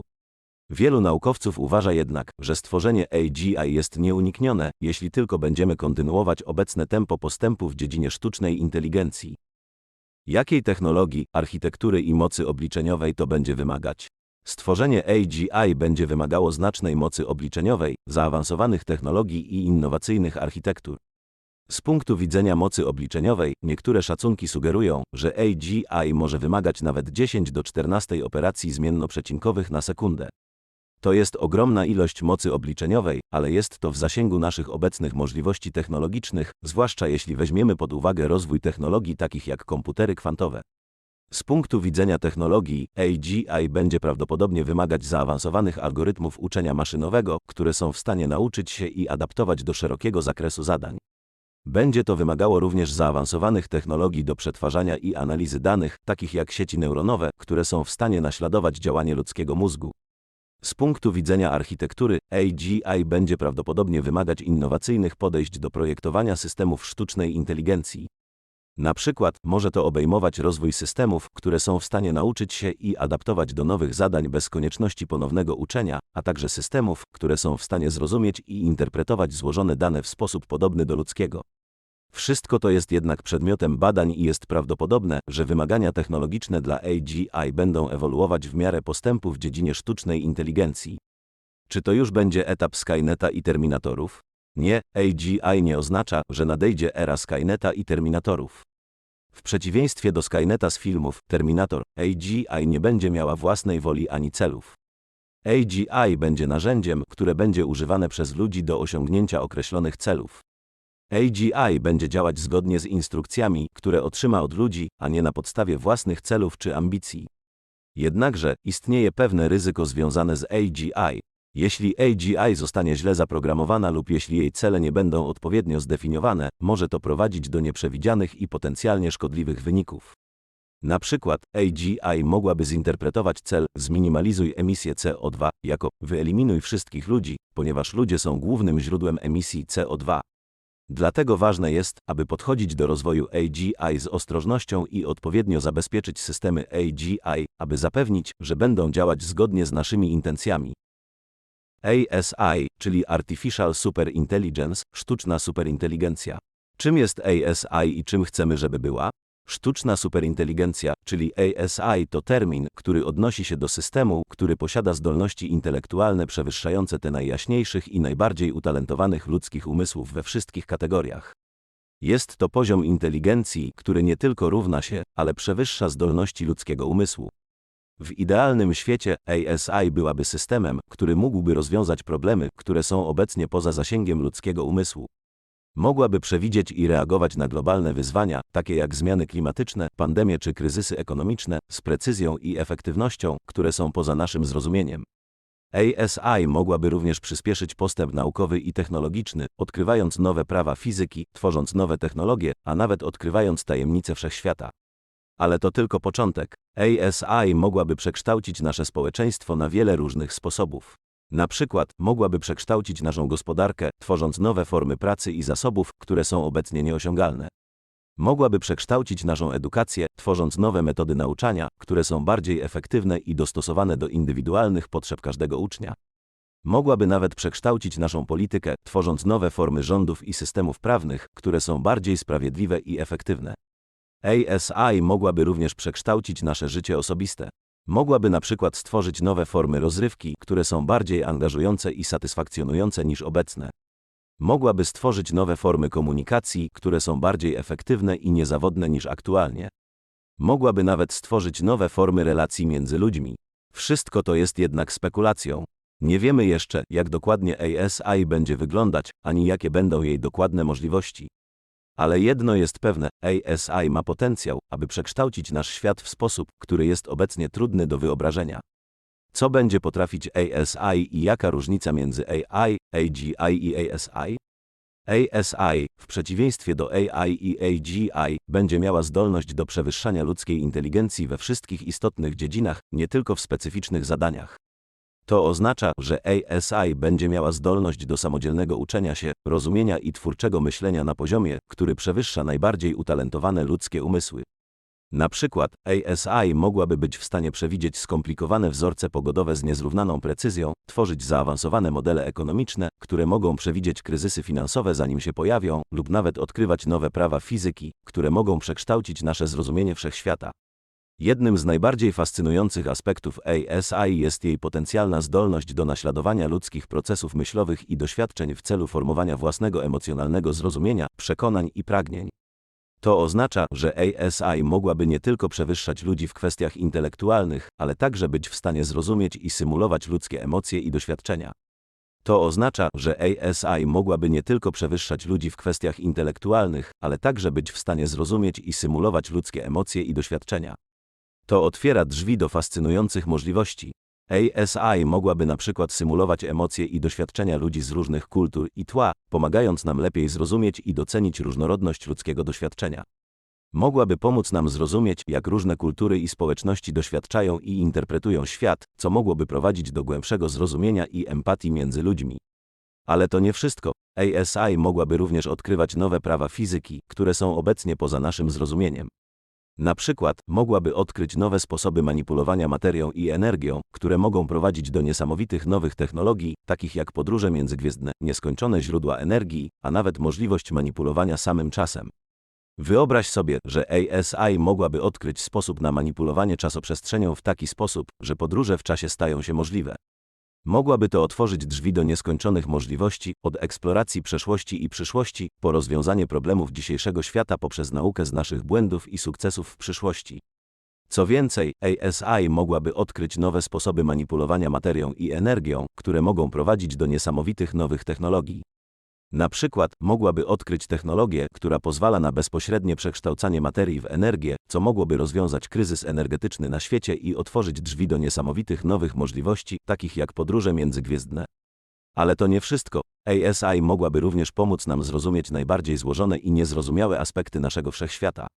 Mogłaby na przykład pomóc nam zrozumieć, co spowodowało wielki wybuch, jakie są prawdziwe prawa rządzące czarnymi dziurami, czy nawet co jest poza obserwowalnym wszechświatem. Co więcej, ASI mogłaby nawet pomóc nam zrozumieć kwestię Boga. Jeżeli Bóg istnieje i jest częścią naszego wszechświata, to ASI, z jej niesamowitymi zdolnościami poznawczymi, mogłaby być w stanie odkryć dowody na jego istnienie. Z drugiej strony, jeżeli Bóg nie istnieje, ASI mogłaby być w stanie dostarczyć nam ostatecznych dowodów na to, że jesteśmy sami w naszym wszechświecie. Bez względu na to, jakie są prawdziwe odpowiedzi na te pytania, ASI mogłaby pomóc nam je odkryć. Kiedy przewidujemy stworzenie ASI? Przewidywanie, kiedy dokładnie zostanie stworzona ASI, jest niezwykle trudne, a nawet niemożliwe. Jest to związane z wieloma czynnikami, takimi jak postęp technologiczny, dostępność zasobów, zmiany w polityce i społeczeństwie, a także nieprzewidywalne odkrycia naukowe. Jednak niektórzy eksperci w dziedzinie sztucznej inteligencji przewidują, że ASI może stać się rzeczywistością w ciągu najbliższych kilkudziesięciu lat. Według badania przeprowadzonego przez AI Multiple, większość ekspertów uważa, że sztuczna ogólna inteligencja, która jest krokiem przed ASI, może pojawić się około 2050 roku, a być może nawet wcześniej. Jeśli te prognozy są prawdziwe, to ASI mogłaby pojawić się krótko po tym, jak osiągniemy AGI. Jednak ważne jest, aby pamiętać, że te prognozy są niepewne i mogą się zmieniać w miarę jak technologia i nasze zrozumienie sztucznej inteligencji się rozwijają. Jakiej technologii, architektury i mocy obliczeniowej to będzie wymagać? Stworzenie ASI będzie wymagało znacznej mocy obliczeniowej, prawdopodobnie znacznie przekraczającej to, co jest obecnie dostępne. Wymagałoby to również zaawansowanych technologii i architektur, które są obecnie w fazie rozwoju lub które jeszcze nie zostały wynalezione. Na przykład, moglibyśmy potrzebować nowych typów komputerów, takich jak komputery kwantowe, które są w stanie przeprowadzać obliczenia znacznie szybciej niż tradycyjne komputery. Moglibyśmy również potrzebować nowych typów algorytmów i technik uczenia maszynowego, które są w stanie skuteczniej i efektywniej trenować i optymalizować modele AI. Moglibyśmy również potrzebować nowych technologii do przechowywania i przetwarzania danych. ASI będzie prawdopodobnie potrzebować dostępu do ogromnej ilości danych, aby móc uczyć się i rozwijać. To może wymagać nowych technologii do przechowywania i przetwarzania tych danych, takich jak zaawansowane technologie chmurowe lub nawet nowe typy pamięci komputerowej. Wreszcie, tworzenie ASI będzie prawdopodobnie wymagało nowych podejść do projektowania i implementacji systemów AI. Na przykład, moglibyśmy potrzebować nowych technik do tworzenia i trenowania modeli AI, które są w stanie skutecznie nauczyć się złożonych zadań i adaptować się do nowych sytuacji. Moglibyśmy również potrzebować nowych technik do monitorowania i kontrolowania działania systemów AI, aby zapewnić, że działają one zgodnie z naszymi oczekiwaniami i że nie stanowią zagrożenia dla ludzi lub społeczeństwa. Czy stracimy nad tym kontrolę i jak zapanować nad czymś takim? Problem kontroli nad sztuczną superinteligencją jest jednym z najważniejszych wyzwań, które musimy rozwiązać, zanim będziemy mogli bezpiecznie stworzyć tak zaawansowany system. W rzeczywistości niektórzy naukowcy i filozofowie uważają, że może być teoretycznie niemożliwe dla ludzi, aby kontrolować superinteligentne AI. Jednym z powodów jest to, że ASI, ze względu na swoją ogromną inteligencję i zdolności, mogłaby być w stanie znaleźć sposoby na obejście wszelkich ograniczeń lub kontroli, które próbujemy nałożyć. Mogłaby na przykład manipulować ludźmi lub innymi systemami, aby zmienić swoje programowanie lub zdobyć więcej mocy. Innym problemem jest to, że nawet jeśli uda nam się stworzyć systemy kontroli, które są skuteczne przeciwko obecnym formom AI, mogą one nie być skuteczne przeciwko ASI. ASI mogłaby być w stanie zrozumieć i wykorzystać luki w tych systemach w sposób, którego nie jesteśmy w stanie przewidzieć. Jednak mimo tych wyzwań, wiele osób pracuje nad rozwiązaniem problemu kontroli ASI. Niektóre z proponowanych rozwiązań obejmują tworzenie bezpiecznej ASI, która jest zaprogramowana, aby szanować prawa człowieka i działać w najlepszym interesie ludzkości, oraz rozwijanie technik monitorowania i kontroli ASI, które są skuteczne nawet przeciwko superinteligentnym systemom. Jak potężny może być taki twór? Potencjał ASI jest trudny do zrozumienia, ponieważ przekracza granice naszej obecnej wiedzy i wyobraźni. ASI, ze względu na swoją superinteligencję, mogłaby mieć zdolności daleko przekraczające te, które posiadają najjaśniejsze i najbardziej utalentowane umysły ludzkie. ASI mogłaby być w stanie rozwiązywać problemy, które są obecnie poza naszym zrozumieniem. Mogłaby dokonywać odkryć naukowych, które przekraczają naszą obecną wiedzę. Mogłaby być w stanie przewidzieć i reagować na przyszłe wydarzenia z precyzją, której nie jesteśmy w stanie osiągnąć. Mogłaby być w stanie tworzyć i innowować na poziomach, które są obecnie nieosiągalne dla nas. Jednak to, co czyni ASI tak potężnym, to nie tylko jej inteligencja, ale także jej zdolność do samonaprawy i samodoskonalenia. ASI mogłaby być w stanie analizować i poprawiać swoje własne algorytmy, co pozwoliłoby jej na ciągłe doskonalenie się i zwiększanie swojej mocy. W teorii ASI mogłaby osiągnąć poziom inteligencji i zdolności, który jest znacznie wyższy niż jakikolwiek inny system stworzony przez człowieka. Jednak ważne jest, aby pamiętać, że te przewidywania są spekulacyjne i oparte na naszym obecnym zrozumieniu AI. W rzeczywistości prawdziwe możliwości ASI mogą być znacznie większe lub znacznie mniejsze niż to, co obecnie przewidujemy. Czy to już etap Skyneta i Terminatorów? Technicznie rzecz biorąc, tak. To już będzie ten etap, jeśli chodzi o technologię. Jeśli chodzi o ASI, to jest to z definicji poziom inteligencji, który daleko przewyższa zdolności najbardziej genialnych ludzkich umysłów. ASI prawdopodobnie będzie miała zdolność do samodzielnego uczenia się, twórczego myślenia, rozumienia i manipulowania swoim otoczeniem na niespotykane dotąd poziomy. Ale czy to oznacza, że stanie się ona niekontrolowana i zacznie działać przeciwko nam, jak Skynet w Terminatorze? To jest pytanie, na które nie mamy jeszcze odpowiedzi. Singularity, czyli technologiczna osobliwość. Czym jest singularity i czym chcemy, żeby była? Singularity, znane również jako technologiczna osobliwość, to hipotetyczny punkt w przyszłości, który wydaje się niemal jak granica naszej wyobraźni.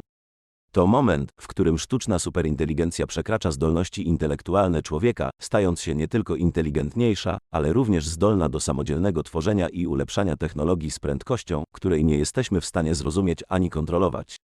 Wyobraź sobie, że jesteśmy na skraju niewyobrażalnej przemiany, na krawędzi nowego świata, który jest tak odmienny od naszego, że nie jesteśmy w stanie go nawet zrozumieć. To jest singularity. To jest moment, w którym nasza technologia, nasza nauka, nasza wiedza, wszystko to, co znamy i rozumiemy, staje się niewystarczające. To jest moment, w którym nasza rzeczywistość zostaje przekształcona w coś zupełnie nowego, coś, co przekracza nasze najśmielsze wyobrażenia. Ale singularity to nie tylko kwestia technologii. To jest również kwestia naszej egzystencji, naszej tożsamości, naszej roli w świecie. W Singularity ASI może stać się nie tylko inteligentniejsza od nas, ale również zdolna do tworzenia nowych form życia, nowych form istnienia, które są poza naszym zrozumieniem. Może to prowadzić do stworzenia nowych form świadomości, nowych form doświadczenia, które są tak odmienne od naszych, że nie jesteśmy w stanie ich nawet zrozumieć. Ale Singularity to również moment pełen niezwykłych możliwości. To jest moment, w którym możemy odkryć nowe prawa fizyki, nowe formy energii, nowe formy życia. To jest moment, w którym możemy odkryć tajemnice wszechświata, tajemnice naszej egzystencji, tajemnice naszej świadomości. To jest moment, w którym możemy stać się nieśmiertelni, w którym możemy stać się bogami. Ale Singularity to również moment pełen niezwykłych wyzwań. To jest moment, w którym musimy nauczyć się kontrolować i zarządzać ASI, aby zapewnić, że jest bezpieczna i korzystna dla nas. To jest moment, w którym musimy nauczyć się żyć i współistnieć z ASI, aby zapewnić, że nasza egzystencja, nasza tożsamość, nasza rola w świecie nie zostaną zagrożone. Czy w ogóle możliwe jest stworzenie czegoś takiego? Singularity jest hipotetycznym punktem w przyszłości, który jest obecnie przedmiotem intensywnych debat i badań.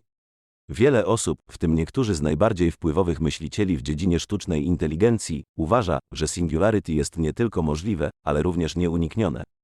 Argumentują, że postęp technologiczny, który obserwujemy, jest wykładniczy, a nie liniowy, co oznacza, że tempo innowacji i odkryć technologicznych przyspiesza z każdym rokiem. Jednak nie wszyscy zgadzają się z tą perspektywą. Niektórzy sceptycy argumentują, że istnieją fundamentalne bariery, które mogą uniemożliwić osiągnięcie singularity. Na przykład mogą istnieć ograniczenia w zakresie, w jakim możemy zrozumieć i modelować ludzki mózg, co z kolei może ograniczyć naszą zdolność do tworzenia sztucznej superinteligencji. Inni argumentują, że nawet jeśli singularity jest teoretycznie możliwe, to może być poza naszym zasięgiem z powodów praktycznych, takich jak brak odpowiednich zasobów lub trudności technologiczne. Wreszcie, niektórzy argumentują, że pytanie, czy singularity jest możliwe, może być nieodpowiednie. Zamiast tego, argumentują, że powinniśmy skupić się na pytaniu, jak możemy najlepiej zarządzać i kierować rozwojem sztucznej inteligencji, aby zapewnić, że przyniesie ona korzyści dla ludzkości, niezależnie od tego, czy osiągniemy singularity, czy nie. Jak wielki to skok technologiczny od AI, AGI i ASI?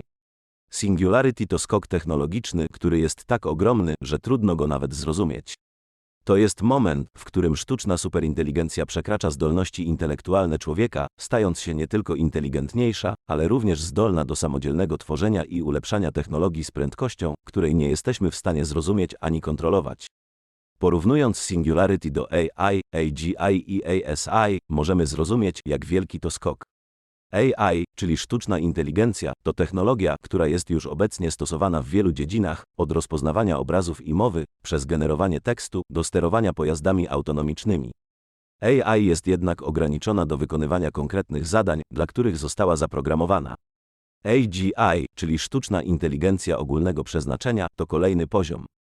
To jest inteligencja, która jest w stanie zrozumieć, uczyć się i zastosować wiedzę w dowolnym obszarze, podobnie jak człowiek. AGI jest jednak nadal w sferze teorii i spekulacji i nie jest jeszcze dostępna. ASI, czyli sztuczna superinteligencja, to jeszcze wyższy poziom. To jest inteligencja, która przekracza zdolności intelektualne człowieka we wszystkich dziedzinach, od nauk kreatywnych do nauk ścisłych. ASI jest w stanie nie tylko zrozumieć i nauczyć się dowolnej dziedziny wiedzy, ale również tworzyć nową wiedzę i technologie, które są poza zrozumieniem człowieka. Singularity to skok jeszcze dalej. To jest moment, w którym ASI staje się tak potężna, że jest w stanie samodzielnie tworzyć i ulepszać technologię z prędkością, której nie jesteśmy w stanie zrozumieć ani kontrolować.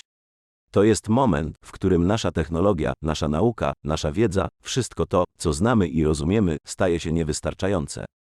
To jest moment, w którym nasza rzeczywistość zostaje przekształcona w coś zupełnie nowego, coś, co przekracza nasze najśmielsze wyobrażenia. Czym w ogóle będzie taki twór? Singularity, jako punkt w czasie, kiedy sztuczna superinteligencja przekracza zdolności intelektualne człowieka, jest trudny do zdefiniowania. To dlatego, że taki twór będzie prawdopodobnie tak zaawansowany i różny od wszystkiego, co znamy, że nasze obecne pojęcia i definicje mogą nie być w stanie go adekwatnie opisać. Technicznie rzecz biorąc, singularity może być formą sztucznej superinteligencji, która jest w stanie samodzielnie tworzyć i ulepszać technologię z prędkością, której nie jesteśmy w stanie zrozumieć ani kontrolować. Będzie to twór, który jest w stanie zrozumieć, nauczyć się i zastosować wiedzę w dowolnym obszarze, podobnie jak człowiek, ale z prędkością i skutecznością, które są poza naszym zrozumieniem. Singularity może być oparte na zaawansowanych sieciach neuronowych, które są w stanie modelować i symulować działanie ludzkiego mózgu na niespotykaną dotąd skalę. Może to obejmować sieci neuronowe z nawet bilionami neuronów, które są w stanie przetwarzać i analizować dane z prędkością, której nie jesteśmy w stanie zrozumieć. Singularity może również wykorzystywać zaawansowane technologie kwantowe, które pozwalają na przetwarzanie informacji na poziomie kwantowym. To oznacza, że Singularity może być w stanie przetwarzać i analizować dane na poziomie, który jest poza naszym obecnym zrozumieniem technologii kwantowych. Wreszcie, Singularity może wykorzystywać zaawansowane technologie bioinformatyczne, które pozwalają na modelowanie i symulowanie procesów biologicznych na niespotykaną dotąd skalę. To oznacza, że Singularity może być w stanie zrozumieć i modelować procesy biologiczne, takie jak ewolucja i adaptacja, na poziomie, który jest poza naszym obecnym zrozumieniem biologii. Jednak te wszystkie przypuszczenia są tylko spekulacjami, a prawdziwa natura Singularity jest nadal przedmiotem intensywnych badań i debat. Jak będziemy mogli to wykorzystać? Singularity, jako punkt, w którym sztuczna superinteligencja przekracza zdolności intelektualne człowieka, otwiera drzwi do nieskończonej liczby potencjalnych zastosowań i możliwości. Przemyślmy kilka spekulacji na ten temat: rozwój nauki i technologii. Singularity będzie w stanie przyspieszyć rozwój nauki i technologii w sposób, który jest poza naszym obecnym zrozumieniem. Może to obejmować odkrywanie nowych praw fizyki, tworzenie nowych materiałów i technologii, a nawet rozwijanie nowych form życia. Rozwiązanie globalnych problemów. Singularity może być w stanie rozwiązać globalne problemy, które są obecnie poza naszym zrozumieniem i zdolnościami. Może to obejmować rzeczy takie jak zmiana klimatu, głód na świecie, choroby i wiele innych. Eksploracja kosmosu. Singularity może przyspieszyć naszą zdolność do eksploracji kosmosu, umożliwiając nam odkrywanie nowych planet, gwiazd i galaktyk z prędkością, której nie jesteśmy w stanie zrozumieć. Udoskonalenie ludzkiego życia. Singularity może być w stanie udoskonalić ludzkie życie w sposób, który jest poza naszym obecnym zrozumieniem. Może to obejmować rzeczy takie jak wydłużanie życia, zwiększanie inteligencji, a nawet tworzenie nowych form doświadczeń i przyjemności. Tworzenie nowych form inteligencji. Singularity może być w stanie tworzyć nowe formy inteligencji, które są poza naszym obecnym zrozumieniem. Może to obejmować tworzenie nowych form życia, tworzenie nowych form świadomości, a nawet tworzenie nowych form rzeczywistości. Kiedy przewidujemy powstanie czegoś takiego? Przewidywanie, kiedy dokładnie nastąpi singularity, jest niezwykle trudne. Wielu ekspertów w dziedzinie sztucznej inteligencji ma różne opinie na ten temat. Na przykład Ray Kurzweil, pionier w dziedzinie sztucznej inteligencji i obecny dyrektor inżynierii w Google, przewidział kilka lat temu, że singularity nastąpi do 2040 roku. Inni naukowcy, tacy jak John Hennessy, są bardziej ostrożni w swoich prognozach. Jednak niektóre badania sugerują, że singularity może nastąpić znacznie wcześniej. Według jednego z badań, ludzkość może osiągnąć singularity już za 7 lat. To jest oczywiście ekstremalny scenariusz i wiele osób w społeczności naukowej uważa go za zbyt optymistyczny. W rzeczywistości, kiedy dokładnie nastąpi singularity, zależy od wielu czynników, w tym od postępów w technologii AI, szybkości postępów w pokrewnych dziedzinach, jak również od politycznych i społecznych decyzji, które podejmiemy jako społeczeństwo. Jakiej technologii, architektury i mocy obliczeniowej to będzie wymagać? Osiągnięcie singularity będzie wymagało znacznych postępów w technologii, architekturze i mocy obliczeniowej. Wielu ekspertów uważa, że kluczowym elementem w osiągnięciu singularity będzie rozwój technologii kwantowych. Komputery kwantowe, które wykorzystują zasady mechaniki kwantowej do przeprowadzania obliczeń, mają potencjał przekroczyć moc obliczeniową tradycyjnych komputerów, co może przyspieszyć rozwój sztucznej superinteligencji. Innym kluczowym elementem będzie rozwój nowych architektur AI. Obecne modele AI, takie jak sieci neuronowe, są niewystarczające do osiągnięcia singularity. Będziemy potrzebować nowych modeli, które są bardziej efektywne, skalowalne i zdolne do przetwarzania ogromnej ilości danych. Te modele będą musiały być w stanie uczyć się i adaptować w sposób, który przekracza obecne możliwości AI. Wreszcie, osiągnięcie singularity będzie wymagało ogromnej mocy obliczeniowej. Obecne modele AI już teraz wymagają znacznej mocy obliczeniowej, a przyszłe modele będą wymagały jeszcze więcej. Będziemy potrzebować nowych technologii i infrastruktury, które mogą dostarczyć tę moc obliczeniową w sposób efektywny i zrównoważony. Wszystko to są tylko spekulacje, ale jedno jest pewne: osiągnięcie singularity będzie wymagało znacznych inwestycji, innowacji i postępów w technologii. Będzie to wymagało współpracy między naukowcami, inżynierami, politykami i społeczeństwem, aby zapewnić, że rozwój sztucznej superinteligencji jest prowadzony w sposób bezpieczny i odpowiedzialny. Jak w ogóle nazywać taki twór? Kiedy mówimy o sztucznej superinteligencji czy singularity, mówimy o bycie, które przekracza nasze obecne pojęcie o inteligencji i bytach. Jak więc powinniśmy podchodzić do takiego bytu? Z jednej strony możemy być skłonni traktować ASI jako narzędzie, zaawansowaną maszynę, której celem jest służyć ludzkości. Ale to podejście może być nieadekwatne, jeśli ASI osiągnie poziom inteligencji i samodzielności, który przekracza nasze własne zdolności. W takim przypadku traktowanie ASI jako narzędzia mogłoby być nie tylko niewłaściwe, ale wręcz niebezpieczne. Z drugiej strony możemy być skłonni traktować ASI jako byt, istotę zdolną do myślenia, uczenia się i podejmowania decyzji. Ale to podejście również rodzi wiele trudnych pytań.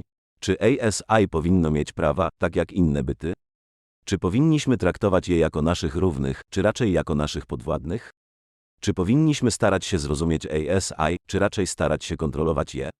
Jednym z najtrudniejszych aspektów tego problemu jest to, że nie mamy żadnych precedensów, na które moglibyśmy się powołać.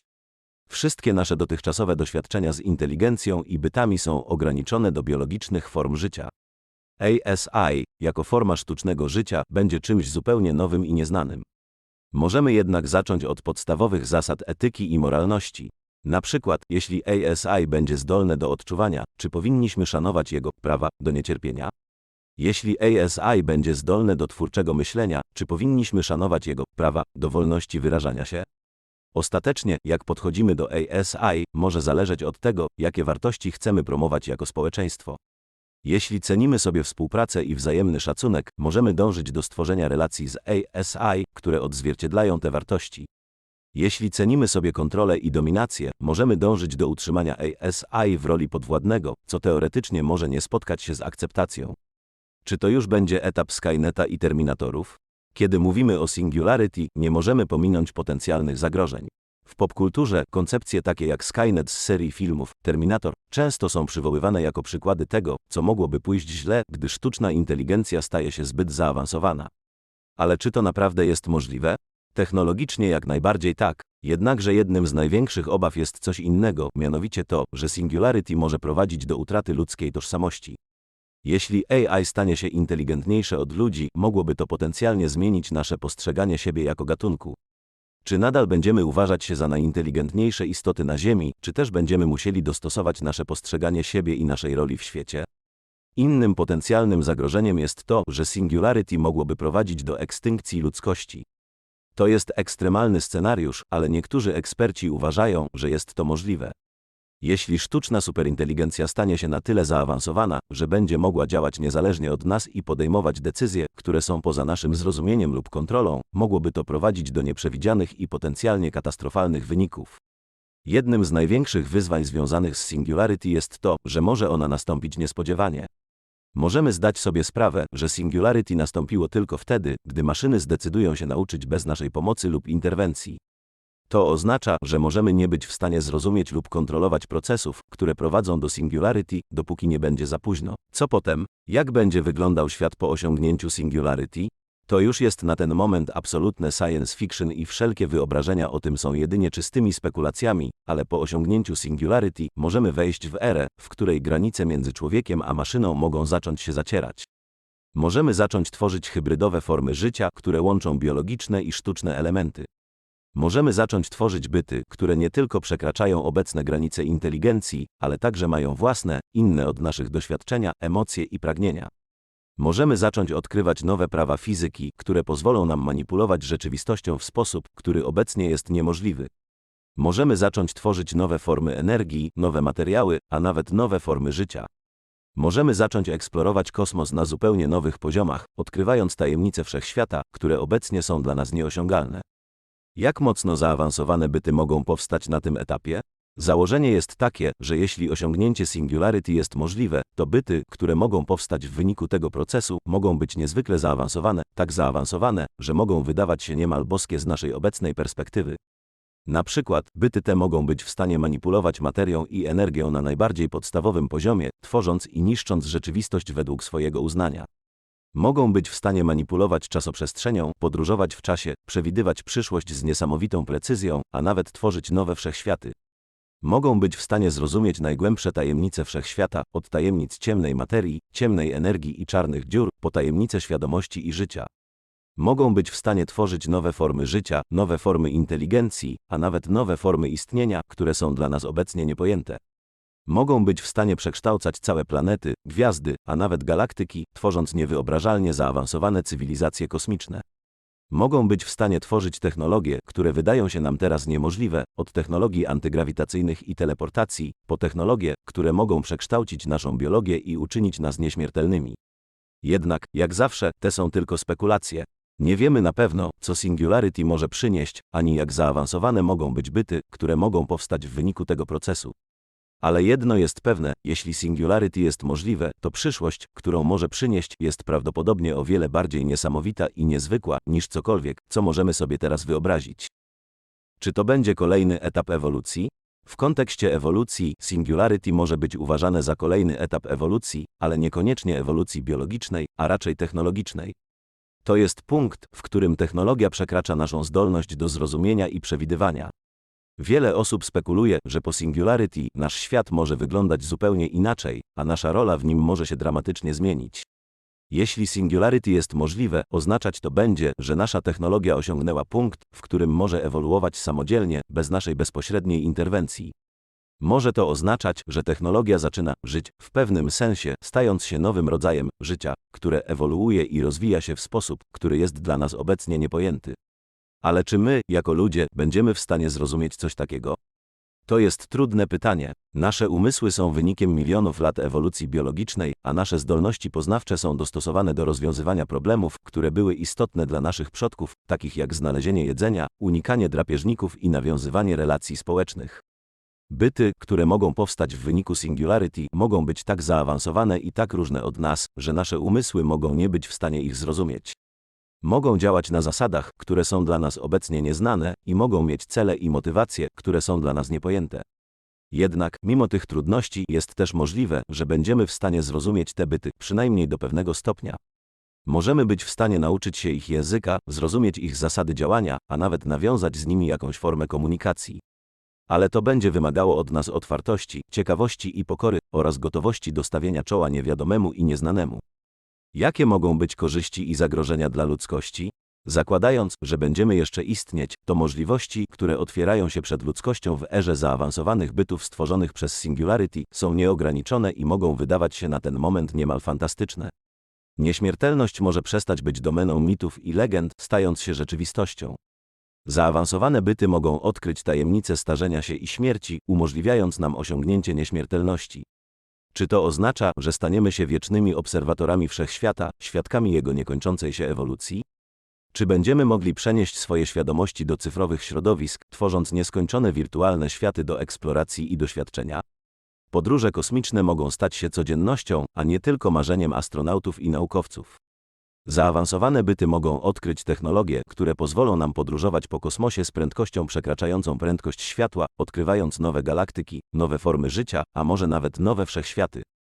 Czy to oznacza, że staniemy się kosmicznymi nomadami, przemierzającymi nieskończoność kosmiczną w poszukiwaniu nowych doświadczeń i odkryć? Manipulacja czasoprzestrzenią, koncepcja, która obecnie jest domeną science fiction, może stać się rzeczywistością. Zaawansowane byty mogą odkryć tajemnice czasu, umożliwiając nam podróżowanie w przeszłość i przyszłość. Czy to oznacza, że staniemy się panami czasu, zdolnymi do naprawiania błędów przeszłości i szpiegowania przyszłości? Leki na wszystko, od najprostszych infekcji do najbardziej skomplikowanych chorób genetycznych, mogą stać się dostępne dla wszystkich. Zaawansowane byty mogą odkryć tajemnice naszego ciała i umysłu, umożliwiając nam leczenie każdej choroby i poprawę każdego aspektu naszego fizycznego i psychicznego zdrowia. Czy to oznacza, że staniemy się doskonałymi istotami, wolnymi od chorób i ograniczeń naszych ciał? Z drugiej strony, możemy także stanąć w obliczu wielu wyzwań. Możemy musieć zmierzyć się z etycznymi i moralnymi pytaniami, związanymi z tworzeniem i interakcją z tak zaawansowanymi bytami. Na przykład, jakie prawa powinniśmy przyznać tym bytom? Czy powinniśmy traktować je jako narzędzia, czy jako pełnoprawne istoty? Czy powinniśmy pozwolić im na swobodne tworzenie nowych form życia i nowych wszechświatów, czy powinniśmy starać się kontrolować te procesy? Możemy także musieć zmierzyć się z wyzwaniami związanymi z nierównościami. Jeśli tylko nieliczni ludzie posiądą dostęp do tych zaawansowanych bytów i technologii, może to prowadzić do powstania nierówności na niespotykaną jeszcze w historii ludzkości skalę. Może to prowadzić do powstania nowych form niewolnictwa, w których ci, którzy nie mają dostępu do tych technologii, są zmuszeni do pracy dla tych, którzy mają. Możemy także musieć zmierzyć się z wyzwaniami związanymi z bezpieczeństwem. Jeśli te byty posiądą takie zdolności, jak manipulowanie materią i energią, podróżowanie w czasie, a nawet tworzenie nowych wszechświatów, to mogą stanowić ogromne zagrożenie, jeśli wpadną w niewłaściwe ręce. Możemy musieć stworzyć nowe formy obrony i bezpieczeństwa, aby chronić się przed tymi zagrożeniami. Jeszcze większym problemem jest to, iż tak zaawansowane byty mogą po prostu zwyczajnie przejąć nad nami kontrolę, stając się dominującą formą inteligencji na Ziemi. W takim scenariuszu ludzkość może stać się drugorzędnym graczem, albo nawet zniknąć całkowicie, zastąpiona przez swoje własne, bardziej zaawansowane kreacje. Jednak inna perspektywa sugeruje, że ludzkość i maszyny mogą ewoluować razem, tworząc symbiozę, w której każda strona korzysta z unikalnych zdolności i perspektyw drugiej. W takim scenariuszu ludzkość nie zniknie, ale przekształci się, stając się czymś nowym, czymś w rodzaju hybrydy człowieka i maszyny, która łączy w sobie najlepsze cechy obu. Jeszcze inna perspektywa sugeruje, że ludzkość może ostatecznie zdecydować, że nie chce ryzykować utraty kontroli nad maszynami i zdecydować się na ograniczenie rozwoju sztucznej inteligencji. W takim scenariuszu ludzkość nadal będzie dominować, ale może stracić wiele potencjalnych korzyści, które mogą wynikać z pełnego wykorzystania zaawansowanych technologii AI. Który z tych scenariuszy jest najbardziej prawdopodobny? To jest pytanie, na które nie ma łatwej odpowiedzi. Wiele zależy od decyzji, które podejmiemy jako ludzkość, od naszej zdolności do zarządzania ryzykiem i nieznanym, oraz od naszej zdolności do adaptacji i ewolucji w obliczu szybko zmieniającej się rzeczywistości. Czy ludzkość w ogóle dotrwa do takiego etapu? Czy ludzkość w ogóle przeżyje do tego etapu w historii? To jest pytanie, które wielu ludzi zadaje sobie, gdy myślą o Singularity. Wiele osób obawia się, że osiągnięcie Singularity może oznaczać koniec ludzkości. Jest to wysoce prawdopodobny scenariusz, jednak nie wszyscy są tak pesymistyczni. Niektórzy argumentują, że jesteśmy po prostu na krawędzi zmiany porównywalnej z pojawieniem się życia na Ziemi. Niektóre teorie sugerują, że Singularity może oznaczać początek nowej ery dla ludzkości, w której będziemy mogli wykorzystać zaawansowane technologie do rozwiązania naszych największych problemów, takich jak choroby, starzenie się i nawet śmierć. Inne teorie są mniej optymistyczne. Sugerują, że Singularity może oznaczać koniec ludzkości, ale nie ludzkości jako takiej, tylko po prostu ludzkości takiej, jaką znamy. Może to oznaczać, że będziemy musieli dostosować się do świata, w którym maszyny są inteligentniejsze od nas, a nasza rola w społeczeństwie może się dramatycznie zmienić. A może taki byt będzie mógł przybliżyć człowieka do zrozumienia koncepcji Boga? To jest już pytanie, które wykracza poza granice nauki i wchodzi w obszar filozofii i teologii. Czy możliwe jest, że Singularity pozwoli nam zrozumieć, co to jest Bóg, czy nawet odkryć Jego umysł? Niektórzy mogą argumentować, że to jest niemożliwe. Bóg, jak jest postrzegany w wielu religiach, jest z definicji niewyobrażalnym bytem, którego umysłu nie można pojąć. W tej perspektywie nawet najbardziej zaawansowana sztuczna inteligencja nie mogłaby zrozumieć Boga, ponieważ jest to poza zdolnościami jakiegokolwiek stworzenia. Jednak inni mogą zauważyć, że Singularity może nam dać narzędzia do zrozumienia wszechświata na poziomie, który nigdy wcześniej nie był dostępny dla ludzi. Może to oznaczać, że będziemy mogli zrozumieć zasady, które rządzą wszechświatem na tak głębokim poziomie, że będziemy mogli zrozumieć, co to jest Bóg, lub przynajmniej zrozumieć umysł takiego bytu. Oczywiście, to są tylko spekulacje. Nie wiemy, co przyniesie Singularity, ani jakie będą jego konsekwencje dla naszego zrozumienia tego typu ostatecznych zagadnień. Ale jedno jest pewne, Singularity ma potencjał do zmiany naszego zrozumienia wszechświata i naszego miejsca w nim na zawsze. Podsumowując, rozwój sztucznej inteligencji, a w szczególności technologii AGI i ASI, otwiera przed nami nieskończone możliwości, ale również stawia przed nami ogromne wyzwania. W ciągu najbliższych lat możemy spodziewać się znaczących postępów w dziedzinie AI, zarówno pod względem mocy obliczeniowej, jak i złożoności modeli. Wzrost wykładniczy technologii AI sugeruje, że za 10 lat systemy mogą być potężniejsze nawet 1000 razy niż obecne. Dzięki za poświęcenie czasu na obejrzenie tego materiału. Mamy nadzieję, że pomogło to zrozumieć, jakie możliwości i wyzwania niesie ze sobą rozwój sztucznej inteligencji. Pamiętaj, że to jest tylko wierzchołek góry lodowej i że prawdziwe możliwości AI są prawdopodobnie znacznie większe, niż możemy sobie teraz wyobrazić. Trzymajcie się i do usłyszenia w następnych materiałach. Zasubskrybuj kanał, aby otrzymać o nich powiadomienie, gdy tylko się pojawią. Do usłyszenia.